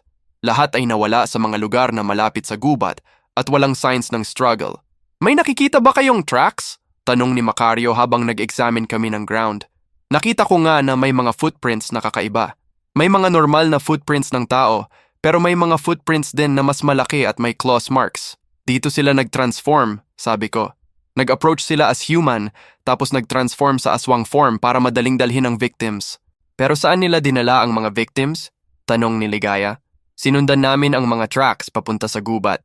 Ang tracks ay naging mas madilim sa mas malayong parte ng gubat at eventually ay naging unclear na dahil sa mga leaves at branches. Kailangan natin mag-wait hanggang gabi, sabi ko. Kapag gabi, mas active sila at pwede natin sila matrack. Bumalik kami sa village para mag-prepare. Nag-set up kami ng temporary base sa community center at dun namin inilagay ang mga equipment namin. Ano ang plan ninyo sa gabi? Tanong ni Captain Rodriguez. Mag-stakeout kami sa gubat, sagot ko. Pero kailangan ninyo mag-announce sa buong village na walang lalabas ng bahay from 8 p.m. to 6 a.m. Pwede ba kami mag-organize ng civilian patrol? Tanong niya. Hindi, sagot ni Macario. Mas delikado yon. Ang mga criminals na ito ay armed at dangerous. Hayaan na lang namin. Habang naghihintay ng gabi, nag-review kami ng mga weapons at equipment namin. Nakita ko na confident na ang mga kasama ko sa mga abilities nila. Si Macario ay naging expert na sa crossbow at stealth techniques. Si Ligaya ay naging mas skilled sa pakikipag-communicate sa mga animals para sa scouting. At si Dalisay ay naging mas powerful sa healing at purification spells. Ready ba tayo? Tanong ko nang mag-8 p.m. na. Ready? Sagot nila. Pumasok kami sa gubat gamit ang night vision goggles na binigay ng tribu. Ang gubat ay mas madilim kaysa sa normal at may kakaibang silence na nakakatakot. May naaamoy ba kayong unusual? Tanong ni Dalisay. Meron, sagot ni Ligaya. May rotten smell na nanggagaling sa deeper part ng gubat. Sinundan namin ang scent at eventually nakita namin ang isang clearing sa gitna ng gubat. Sa clearing ay may mga makeshift na cages na gawa sa bamboo. At sa loob ng mga cages ay nakita namin ang mga missing persons. Oh my God! Bulong ni Dalisay. Buhay pa sila! Pero nakita ko rin na may mga guards sa paligid ng clearing. 3 aswang na naka-human form, pero nakita ko sa mga mata nila na hindi sila normal na tao. May 3 guards ay bulong ko sa mga kasama ko. Kailangan natin ma-neutralize sila nang hindi sila makapagtawag ng backup. Ako ang mag-distract, sabi ni Ligaya. Gagamitin ko ang mga birds para gumawa ng ingay sa kabilang side ng clearing. Ako naman ang mag-sneak attack sa mga guards, sabi ni Macario.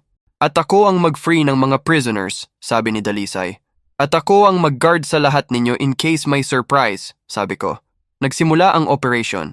Si Ligaya ay nag-communicate sa mga owls sa paligid at gumawa sila ng malakas na ingay sa kabilang side ng clearing. Ang 3 guards ay napa-investigate at doon nila na-ambush ni Macario gamit ang special arrows na may knockout drug. Pero habang nag-free kami ng mga prisoners, biglang may narinig kaming howling sa malayo. Hindi isa, marami, parang may buong pack na papunta sa amin. May backup na papunta, sabi ko. Kailangan natin umalis ngayon na. Pero ang mga prisoners ay weak na weak dahil matagal na silang naka-cage. Hindi sila makalakas maglakad. Ako ang mag-carry kay Mang Carlos, sabi ni Macario. Ako naman kay Aling Rosa, sabi ni Ligaya. Ako sa 2 pa, sabi ni Dalisay habang nag-cast ng healing spell para magkaroon ng extra strength ang mga prisoners. Pero habang tumatakbo kami pabalik sa village, nakita ko na may mga red eyes na sumusunod sa amin sa gubat. Marami sila at mas mabilis sila sa amin dahil may mga dala kaming prisoners. Hindi natin kaya silang takbuhan, sabi ko. Kailangan natin makipaglaban. Dito? Tanong ni Macario. Sa gubat na teritoryo nila? Walang choice, sagot ko. Nagtago kami sa likod ng mga malaking puno at naghanda para sa laban. Pero nang nakita ko kung gaano karami ang mga aswang na papunta sa amin, na-realize ko na hindi sapat ang 4 na amin. Kinuha ko ang emergency beacon at pinindot. Backup is coming, sabi ko. Pero kailangan natin mag-hold ng 30 minutes. 30 minutes? Gulat ni Dalisay. Paano natin yan gagawin? Teamwork, sagot ko. At trust sa isa't isa. At nagsimula ang pinaka-challenging na laban ng buhay namin. Ang mga aswang ay lumabas sa gubat isa-isa, pero hindi tulad ng mga naka-encounter namin dati. Ang mga ito ay mas organized, mas strategic sa pag-approach. May mga nakita akong naka-flank sa kanan, may mga nakaposisyon sa kaliwa, at may mga nananatili sa gitna para sa direct assault. Ito ang pinaka-organized na aswang pack na nakita ko, bulong ni Lolo Amado sa telepathic connection namin. Hindi siya kasama namin physically pero dahil sa bond na nabuo namin sa pulo ng mahiwaga, pwede pa rin kaming mag-communicate sa malayo. Lolo, tanong ko sa telepathic link, may advice ka ba? Ang organized aswang pack ay may specific hierarchy, sagot niya. May alpha, may beta, at may omega. Kapag napatay mo ang alpha, mag-disorganize ang buong pack. Paano ko malalaman kung sino ang alpha? Usually ay siya ang pinakamalaki at siya ang huling lalabas. Hindi siya lalapit hanggang hindi niya nakikita na may advantage ang pack niya. Nakita ko nga na totoo ang sinabi niya. Ang mga aswang na lumalabas ay mga medium-sized lang at may isa pa atang hindi pa lumalabas na mas malaki sa kanila. Guys, sabi ko sa mga kasama ko, kailangan natin mag-hold hanggang lumabas ang alpha. Kapag nakita natin siya, focus lahat ng attack natin sa kanya. Paano natin malalaman kung sino ang alpha? Tanong ni Macario. Pinakamalaki at huling lalabas. Sagot ko. Nagsimula na ang laban. Ang mga aswang ay nag-attack sa waves. Una ay 3, tapos 5, tapos 10. Strategic talaga sila. Hindi yung typical na bomb rush na ginagawa ng mga ordinary na aswang. Si Macario ay naging sniper namin. Nakaposisyon siya sa isang mataas na sanga ng puno at ginagamit niya ang crossbow para mag-pick off ng mga aswang na lumalayo sa grupo. Ang mga special arrows ay may paralysis toxin. Kaya kahit hindi nila namamatay ang mga aswang, na-neutralize pa rin sila. Si Ligaya naman ay naging coordinator namin sa mga animals. Nag-recruit siya ng mga lokal na animals, mga monkeys, birds at insects para gumulo sa mga aswang. Hindi man sila nakakasugat sa mga aswang, pero na-distract nila sila enough para makakuha kami ng advantage. Si Dalisay ay naging healer at support namin. Tuwing may nasusugat sa amin, agad niya kaming hinahil. Plus, ginagamit niya ang purification powers niya para gumawa ng holy water na effective laban sa mga aswang. At ako ay naging frontliner. Ginagamit ko ang combination ng aswang at babaylan powers para makipaglaban directly sa mga aswang. Pero after ng 10 minuto ng laban, nakita ko na mas maraming aswang pa ang dumadating. Hindi pa rin lumabas ang alpha, pero unti-unti na kaming na-overwhelm ng numbers. May problema tayo, sabi ni Macario. Nauubos na ang arrows ko. At nauubos na rin ang energy ko, dagdag ni Ligaya. Hindi ko na kayang mag-communicate sa mas maraming animals. Nakita ko na kailangan namin ng bagong strategy. Tumingin ko sa mga prisoners na nakahide sa likod namin. Weak pa rin sila, pero nakita ko sa mga mata nila ang determination na tumulong. Mang Carlos, tawag ko sa fisherman, may alam ba kayong shortcut pabalik sa village? Meron, sagot niya. May hidden trail na dumaan sa creek. Pero kailangan natin magtungo sa opposite direction muna. Sige, sabi ko. Dalisay, escort mo ang mga prisoners doon. Kami ay mag-hold pa rito. Hindi, sagot ni Dalisay. Hindi ko kayo iiwan. Kailangan mo silang i-priority, sagot ko. Sila ang objective natin dito. Pero bago pa namin ma-implement ang bagong plan, biglang tumigil ang lahat ng aswang. Nakatayo lang sila sa paligid namin, pero hindi na nag-attack. Bakit tumigil sila? Tanong ni Ligaya. Biglang narinig namin ang malakas na footsteps na papalapit. Ang tunog ay mas mabigat kaysa sa mga normal na aswang at nakaka-intimidate. Nang lumabas sa gubat ang source ng tunog, nakita namin ang pinakamalaking aswang na na-encounter namin. Ang alpha ay halos kasing taas ng mga puno. May mga muscles na parang bodybuilder at may mga claws na mas mahaba pa sa punyal ng liwanag. Pero ang pinaka-nakaka-disturb ay ang mga mata niya. Hindi pula tulad ng mga ibang aswang, pero violet. Parang may sariling consciousness. Mga bayani ng tribo ng liwanag, sabi ng alpha, at nagulat kami na nakakapagsalita siya ng malinaw. Narinig ko na ang mga kwento tungkol sa inyo.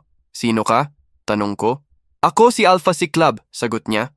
Pinuno ng Northern Aswang Alliance, at kami ay hindi tulad ng mga aswang na nakaka-encounter ninyo dati. Anong ibig mong sabihin? Tanong ko. Kami ay evolved aswang, explain niya. Hindi na kami yung mga primitive na aswang na nag-aaway lang para sa territory. Kami ay may organized society, may mga laws, at may mga goals. Anong goals? Tanong ni Macario mula sa puno. Peaceful coexistence with humans, sagot ni Alpha Cyclab. Pero para mangyari yon, kailangan namin ng representative sa human government. At kailangan din namin ng alliance sa tribo ng liwanag. Nagulat kami sa sinabi niya. Hindi namin in-expect na may aswang na gusto ng peace treaty. Bakit ninyo kinuha ang mga tao? Tanong ni Dalisay. Hindi namin sila kinuha para kainin, sagot ni Alpha Cyclab. Kinuha namin sila para sa protection. Protection sa ano? Tanong ni Ligaya. Sa mga rogue aswang na ayaw sumama sa alliance namin, explain niya, may grupo ng mga aswang na gusto pa rin ang old ways, ang pag-hunt sa mga tao. Kaya kinuha namin ang mga villagers para hindi sila makuha ng mga rogue aswang. Nag-isip ako. Pwedeng totoo ang sinabi niya, pero pwede ring tactic lang para ma-lower guard namin. Kung protection nga ang purpose ninyo, sabi ko, bakit hindi ninyo sinabi sa mga tao? Bakit ninyo sila inimprison? Kasi hindi nila maiintindihan, sagot ni Alpha Cyclab. Takot sila sa amin, pero kung may mediator na tulad ninyo, pwede na namin silang i-explain ng totoo. Biglang may narinig kaming tunog ng helicopter sa malayo. Ang backup namin ay papalapit na. Yun ang backup ninyo? Tanong ni Alpha Cyclab. Oo, sagot ko. Perfect, sabi niya. Pwede ba namin makausap ang mga leader ninyo? Gusto namin mag-propose ng formal alliance. Hindi ko alam kung ano ang dapat kong gawin. Sa isang banda, mukhang sincere si Alpha Cyclab.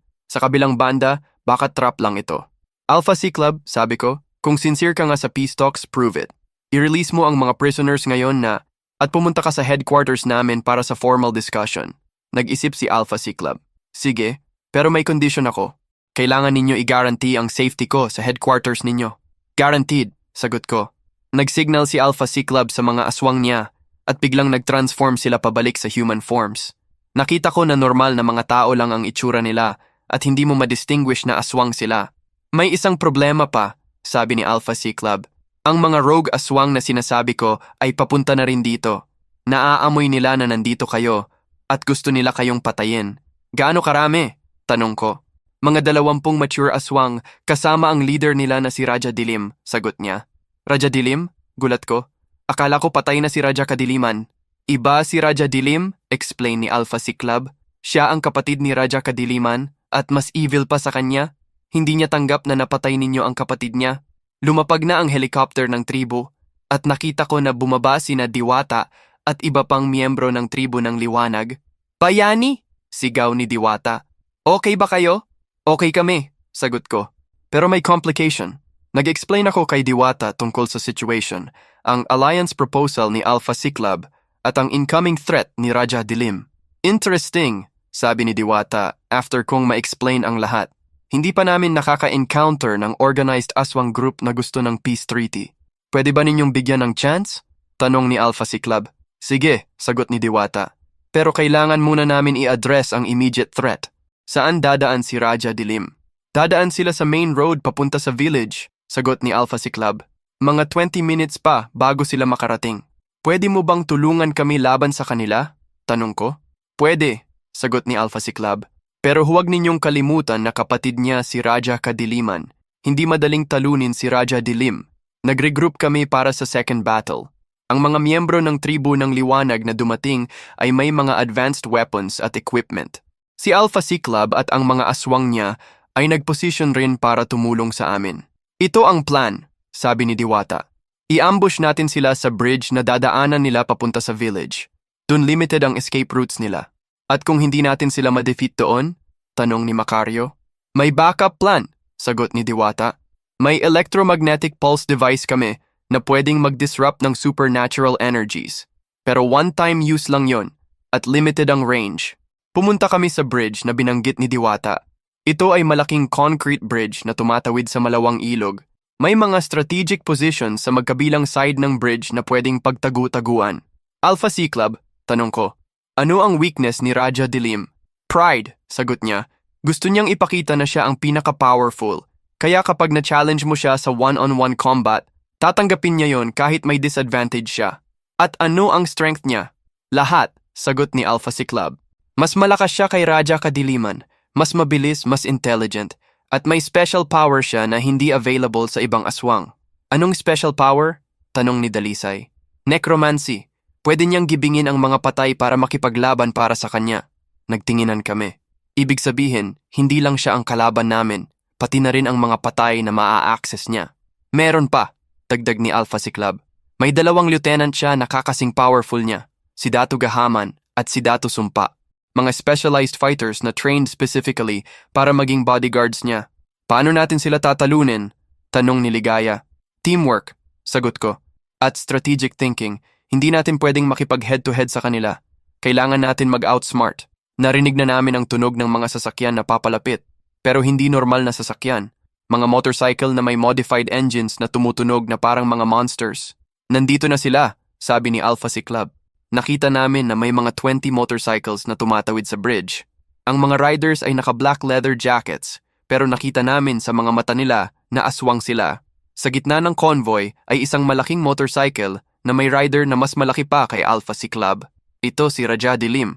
Bayani! Sigaw ni Raja Dilim nang makita niya kami. Lumabas ka dyan! Ipapakita ko sa iyo kung gaano ka-weak ang mga bayani ng tribu ng Liwanag. Here we go! Sabi ko sa mga kasama ko. At nagsimula ang laban na magdedetermine kung sino ang magsikontrol sa supernatural balance ng buong Visayas. Pero sa gitna ng tension, nakita ko na may helicopter pa na papalapit sa malayo. Hindi namin helicopter yon at hindi rin helicopter ng gobyerno. May iba pang papalapit, sabi ni Macario. Sino yon? Tanong ni Diwata. Biglang nakita ni Alpha Cyclob ang helicopter at nakita ko sa mukha niya ang takot. Sila na, bulong niya. Sino sila? Tanong ko. Ang International Supernatural Council, sagot niya. Nandito na sila. At na-realize ko na ang laban na ito ay hindi lang tungkol sa amin. Ito ay tungkol sa future ng lahat ng supernatural creatures sa buong mundo. Ang helicopter ng International Supernatural Council ay lumapag sa kabilang side ng bridge at nakita namin na bumaba ang 3 figure na may mga kasuotang puting robes na may gold trimmings. Ang leader nila ay isang matandang babae na may silver hair at violet eyes, katulad ng mga mata ng mga powerful na supernatural beings. Ako si Councilor Elena Voss, sigaw niya across the bridge. Representative ng International Supernatural Council. Lahat ng hostilities ay dapat mag-stop immediately para sa emergency tribunal. Tribunal? Gulat ni Raja Dilim. Wala akong ginawang violation sa mga international laws. May report kami na may unauthorized large-scale supernatural activities dito sa region, sagot ni Councilor Voss. At may multiple complaints laban sa inyo tungkol sa attacks sa mga civilian populations. Nagtinginan kami. Hindi namin alam na may International Supernatural Council pala na nagmo-monitor ng mga supernatural activities worldwide. Bayani ng tribu ng Liwanag, tawag ni Councilor Voss sa amin. Kayo rin ay may pending investigation para sa unauthorized use of ancient powers. Anong unauthorized use? Tanong ni Diwata. Ang awakening ritual na ginawa ninyo kay Bayani ay violation ng Article 15 ng Supernatural Protocols, explain ni Councilor Voss. Ang mga ganong ritual ay dapat may approval muna ng council. Hindi namin alam na may ganong rules, sagot ko.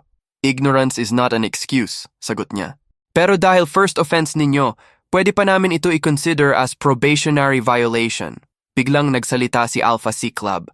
Councilor Voss, nandito kami para mag-request ng official recognition bilang legitimate supernatural society. Alpha Cyclob ng Northern Aswang Alliance, sagot ni Councilor Voss. Natatandaan ko ang application ninyo, pero may mga pending charges kayo para sa unauthorized human detainment. Protection lang yon, defend ni Alpha Cyclob, hindi kidnapping. Ang distinction ay dapat ma-determine ng proper tribunal, sagot ni Councilor Voss. Pero habang nag-uusap sila, nakita ko na hindi sumama si Raja Dilim sa conversation. Nakita ko sa mga mata niya na may plano siya na hindi maganda. Guys, bulong ko sa mga kasama ko, may gagawin si Raja Dilim. Hindi siya sumusunod sa tribunal. Ano ang gagawin natin? Bulong ni Macario. Hintayin natin kung ano ang next move niya. Sagot ko. Biglang sumigaw si Raja Dilim. Hindi ako susunod sa mga foreign laws. Ito ay territory ng mga Filipino aswang at hindi ninyo jurisdiction. Kinuha niya ang isang maliit na bone amulet mula sa bag niya at biglang nagchant ng mga salitang hindi ko narinig before. Ang mga salita ay mas ancient pa kaysa sa mga chants na natutunan ko sa tribu. Necromancy spell, sabi ni Alpha Cyclob. Ginigising niya ang mga patay. Biglang nag-crack ang lupa sa paligid ng bridge at nakita namin na may mga buto na lumalabas. Hindi basta-basta ng buto, mga skeletal warriors na may mga ancient weapons at armor. Emergency protocol, sigaw ni Councilor Voss. Unauthorized necromancy ay Class A violation. Kinuha niya ang isang gold staff mula sa robes niya at biglang nag-glow ito ng bright white light. Ang light ay nag-dispel ng ilang skeletal warriors pero hindi lahat. Councilor Voss, sigaw ko. Kailangan ba namin tumulong? Approved, sagot niya. Ito ay emergency situation. Nagsimula ulit ang laban, pero ngayong mas complicated. Hindi lang kami laban kay Raja Dilim at ang mga aswang niya. Kasama na rin ang mga skeletal warriors na hindi namamatay kahit sirain mo ang mga buto nila. Si Diwata at ang mga miyembro ng Tribo ng Liwanag ay nag-focus sa mga rogue aswang. Ang mga advanced weapons nila ay effective laban sa mga traditional na aswang. Si Alpha C-Club at ang mga aswang niya ay nag-focus sa mga skeletal warriors. May alam silang special techniques para sa mga undead creatures. At kami ni Macario, Ligaya at Talisay ay nag-focus kay Raja Dilim at ang dalawang lieutenant niya. Sino ang kakalabanin ko? Tanong ni Macario. Si Datu Gahaman, sagot ko. Yung mas maliit sa dalawa, gamitin mo ang speed at stealth mo. Ako si Datu Sumpa, sabi ni Ligaya. Subukan ko kung effective ang animal communication laban sa kanya. At ako si Raja Dilim, sabi ko. Pero kailangan ninyo tumulong sa akin kapag natapos na ang mga laban ninyo. Nagsimula ang 3 individual battles. Si Macario ay naging ninja laban kay Datu Gahaman, ginagamit ang mga shadow sa bridge para mag-hide and strike. Si Ligaya ay nag-recruit ng mga bats at birds para gawing distraction kay Datu Sumpa. At ako ay nag-engage kay Raja Dilim sa direct combat. Pero mas mahirap si Raja Dilim kaysa kay Raja Kadiliman. Hindi lang siya mas malakas, mas intelligent din siya. Naka-anticipate niya ang lahat ng mga attacks ko at may mga counter-attacks na hindi ko in-expect. Ikaw ang pumatay sa kapatid ko, sabi niya habang sinusuntok ako. Ipapakita ko sa iyo kung gaano ka weak compared sa akin. Pero nakita ko rin na may weakness siya. Tuwing ginagamit niya ang necromancy powers, nagiging less coordinated ang physical movements niya. Ang attention niya ay naha-divide between controlling the undead at fighting with me. Talisay, sigaw ko. Pwede mo bang i-purify ang mga skeletal warriors? Subukan ko, sagot niya. Nag-cast si Dalisay ng mass purification spell at nakita namin na biglang naging bright white light ang mga skeletal warriors bago sila naging abo. No! Sigaw ni Raja Dilim. Ang mga warriors ko! Pero dahil nawala na ang mga skeletal warriors, naging mas focused na siya sa individual combat at mas delikado siya ngayon. Ginagamit niya ang claws niya para mag-slash pero hindi basta-basta na claws, may poison pa na lumalabas sa mga ito. Nang matamaan ako ng konti sa braso, biglang nagsimula akong mahilo. Bayani! Sigaw ni Dalisay at nag-cast siya ng antidote spell sa akin. Pero habang distracted ako dahil sa poison, nakagrab si Raja Dilim sa leeg ko at nag-attempt na i-strangle ako. Tapos na ang laban, Bayani, sabi niya. Samahan mo na ang kapatid mo sa impyerno. Pero biglang may narinig kaming malakas na shout mula kay Councilor Voss. Temporal freeze! Sigaw niya. Biglang huminto ang lahat ng movement sa paligid namin. Si Raja Dilim ay naka-freeze mid-strangle, ang mga kasama ko ay naka-freeze din, at lahat ng mga nasa bridge ay hindi gumagalaw. Ako lang ang hindi naka-freeze at nakita ko na lumalakad papunta sa akin si Councilor Voss. Bayani, sabi niya, may special exemption ka sa temporal freeze dahil sa pure blood mo ng Tribo ng Liwanag. Ano ang nangyayari? Tanong ko. Emergency tribunal, sagot niya. Kailangan natin i-resolve ito ngayon na dahil ang necromancy violation ni Raja Dilim ay mag-trigger ng international incident. Anong international incident? Tanong ko. Kapag may unauthorized necromancy sa isang region, ang mga neighboring supernatural councils ay mag-a-assume na may rogue necromancer na nagpeplano ng large-scale attack, explain niya. Pwedeng mag-declare sila ng supernatural war. At ano ang mangyayari sa amin? Tanong ko. Depende sa results ng tribunal, sagot niya. Pero may option tayo. Pwede mo i-challenge si Raja Dilim sa trial by combat under international supernatural law. Kapag nanalo ka, lahat ng charges laban sa kanya ay ma-apply at ang mga groups ninyo ay magiging legal under international recognition. At kapag natalo ako, tanong ko, ang Tribo ng Liwanag ay ma-disband, si Alpha C-Club ay ma-arrest, at si Raja Dilim ay magiging legitimate ruler ng lahat ng supernatural creatures sa Pilipinas. Nag-isip ako. Malaking risk, pero nakita ko na ito lang ang paraan para ma-resolve ang lahat ng problema namin ngayon. Sige, sabi ko. Accept ko ang trial by combat. Good, sagot ni Councilor Voss. Pero under international law, ang trial by combat ay hindi lang physical fighting. May tatlong challenges: physical combat, mental challenge, at moral test. Ano ang mga yon? Tanong ko. Physical combat ay straightforward fighting. Mental challenge ay battle of wits at strategy. At moral test ay kung sino ang mas deserving na maging leader based sa character at intentions. Bumalik ang temporal freeze at nakita ko na bumalik ang movements ng lahat. Raja Dilim! Sigaw ni Councilor Voss. Si Bayani ay nag-challenge sa iyo sa trial by combat under Article 7 ng International Supernatural Law. Biglang naging interested si Raja Dilim. Trial by combat? Interesting. Tanggap ko. Mga witnesses, tawag ni Councilor Voss sa lahat. Ang trial by combat ay magsisimula ngayon. First challenge, physical combat. Naging malawak ang space sa bridge at lahat ng mga tao ay nag-form ng bilog sa paligid namin. Nakita ko sa mga mata ng mga kasama ko ang encouragement pero nakita ko rin ang worry. Ready ka na ba, Bayani? Tanong ni Raja Dilim. Ready na, sagot ko. Pero bago nagsimula ang laban, may huling advice na binigay sa akin ni Lolo Amado sa telepathic connection namin. Apo, sabi niya, huwag mo kalimutan na ang tunay na lakas ng isang bayani ay hindi nakadepende sa sarili niya lang. Nakadepende rin sa mga taong sumusuporta sa kanya. Tiningin ko ang mga kasama ko, si Macario na handang mamatay para sa akin, si Ligaya na determined na makakuha ng justice, si Dalisay na gusto lang tumulong sa lahat, si Alpha C Club na nag-trust sa amin, si Diwata na nagtiwala sa abilities ko, at lahat ng miyembro ng Tribo ng Liwanag na nag-sacrifice para maging andito. Salamat, bulong ko sa kanila. At nagsimula ang final battle na magdidetermine ng future ng supernatural world sa Pilipinas. Ang physical combat ay tumagal ng 10 minuto. Ginagamit ko ang lahat ng natutunan ko sa mga nakaraang laban, ang control sa emotions, ang combination ng aswang at babaylan powers, at ang connection ko sa mga kasama ko. Sa mental challenge, nag-compete kami sa strategic thinking. Binigyan kami ng complex scenario tungkol sa supernatural politics at kailangan naming magbigay ng solutions. Nakita ko na intelligent talaga si Raja Dilim, pero nakita ko rin na ang solutions niya ay always involve violence at domination. Pero ang moral test ang naging deciding factor. Tinanong kami ni Councilor Voss kung ano ang gagawin namin kapag naging leader kami ng supernatural community. Si Raja Dilim ay nagsabi na gagawin niyang slaves ang mga tao at gagamitin niya ang mga supernatural creatures para maging dominant species sa mundo. Ako naman ay nagsabi na gusto ko ng peaceful coexistence.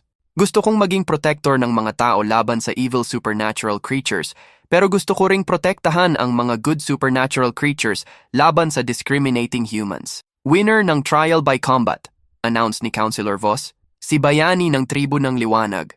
Sumigaw ang mga kasama ko sa tuwa, pero nakita ko na hindi pa tapos si Raja Dilim. Hindi ako tumatanggap ng results, sigaw niya. Lalabanan ko kayo hanggang sa huli. Pero bago pa niya ma-attack kami, biglang may lumabas sa ground, mga golden chains na nag-wrap sa buong katawan niya. Raja Dilim, sabi ni Councilor Voss, under international law, hindi mo pwedeng i-contest ang results ng trial by combat. Ang sentence mo ay life imprisonment sa Supernatural Rehabilitation Facility. Biglang nawala si Raja Dilim kasama ang golden chains. Ano ang nangyari sa kanya? Tanong ni Dalisay. Na-teleport siya sa special prison para sa mga supernatural criminals, explain ni Councilor Voss. Doon siya ma-rehabilitate or, kung hindi, doon siya magiging imprisoned forever. Lumapit siya sa amin. Congratulations, Bayani! Ngayon ay officially recognized na ang Tribo ng Liwanag bilang legitimate supernatural organization at ikaw ay appointed bilang Regional Supernatural Coordinator para sa Pilipinas. Ano ang ibig sabihin nun? Tanong ko. Ibig sabihin, ikaw ang responsible sa lahat ng supernatural activities sa bansa. May mga resources ka na from the international community. May backup ka sa mga emergency situations, at may authority ka na mag-make ng policies para sa supernatural human relations. Tiningin ko ang mga kasama ko. Nakita ko sa mga mata nila na proud sila sa akin, pero nakita ko rin na medyo overwhelmed kami sa mga responsibilities na darating. At si Alpha C Club? Tanong ko. Recognized na rin bilang legitimate leader ng Reformed Aswang Community, sagot ni Councilor Voss. Pero under probation pa siya at kailangan niyang mag-report monthly tungkol sa activities ng grupo niya. Lumapit sa akin si Alpha C Club. Salamat, Bayani. Hindi ko in-expect na magiging ganito ang outcome. Pareho tayo, sagot ko. Pero at least ngayon ay may chance na tayo para sa real peace. Pagkatapos ng lahat ng formalities, Bumalik kami sa village para i-reunite ang mga rescued prisoners sa mga families nila. Ang happiness sa mga faces nila ay worth it para sa lahat ng pinagdaanan namin. Ano ang susunod na plano natin? Tanong ni Macario habang nakatingin kami sa sunset. Bumalik tayo sa headquarters, sagot ko. May maraming plano tayong kailangan gawin. Kailangan natin mag-set up ng proper systems para sa supernatural human relations.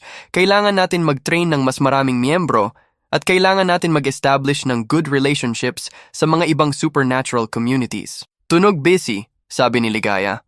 Pero worth it, sagot ni Dalisay. Nakita ninyo ba kung gaano ka-happy ang mga families na na-reunite natin? Yun ang reason kung bakit ginagawa natin ito. Habang naglalakad kami pabalik sa helicopter, may naaalala akong isang bagay.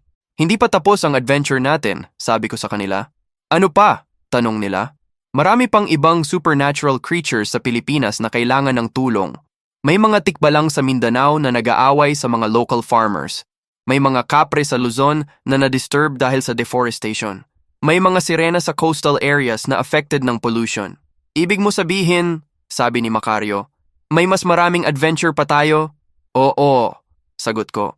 Pero ngayong may official support na tayo, mas organized na ang approach natin. Sumakay na kami sa helicopter at habang umuuwi kami sa headquarters, nag-reflect ako sa lahat ng nangyari simula nang mag-start ang adventure na ito. Nagsimula ako bilang ordinary na tour guide na kailangan lang ng pera para sa gamot ni Inay Rosa. Ngayon, naging regional supernatural coordinator na ako na responsible sa balance between humans at supernatural creatures sa buong Pilipinas. Pero ang pinaka-importante na natutunan ko ay hindi tungkol sa powers o sa responsibilities. Ang pinaka-importante ay ang mga friendship na nabuo namin. Si Macario na willing na mag-sacrifice para sa akin. Si Ligaya na determined na matuto at makakuha ng truth. Si Dalisay na gusto lang tumulong sa lahat. At lahat ng miyembro ng tribu ng Liwanag na naging extended family ko. Salamat, sabi ko sa kanila. Para saan? Tanong ni Dalisay. Sa lahat, sagot ko.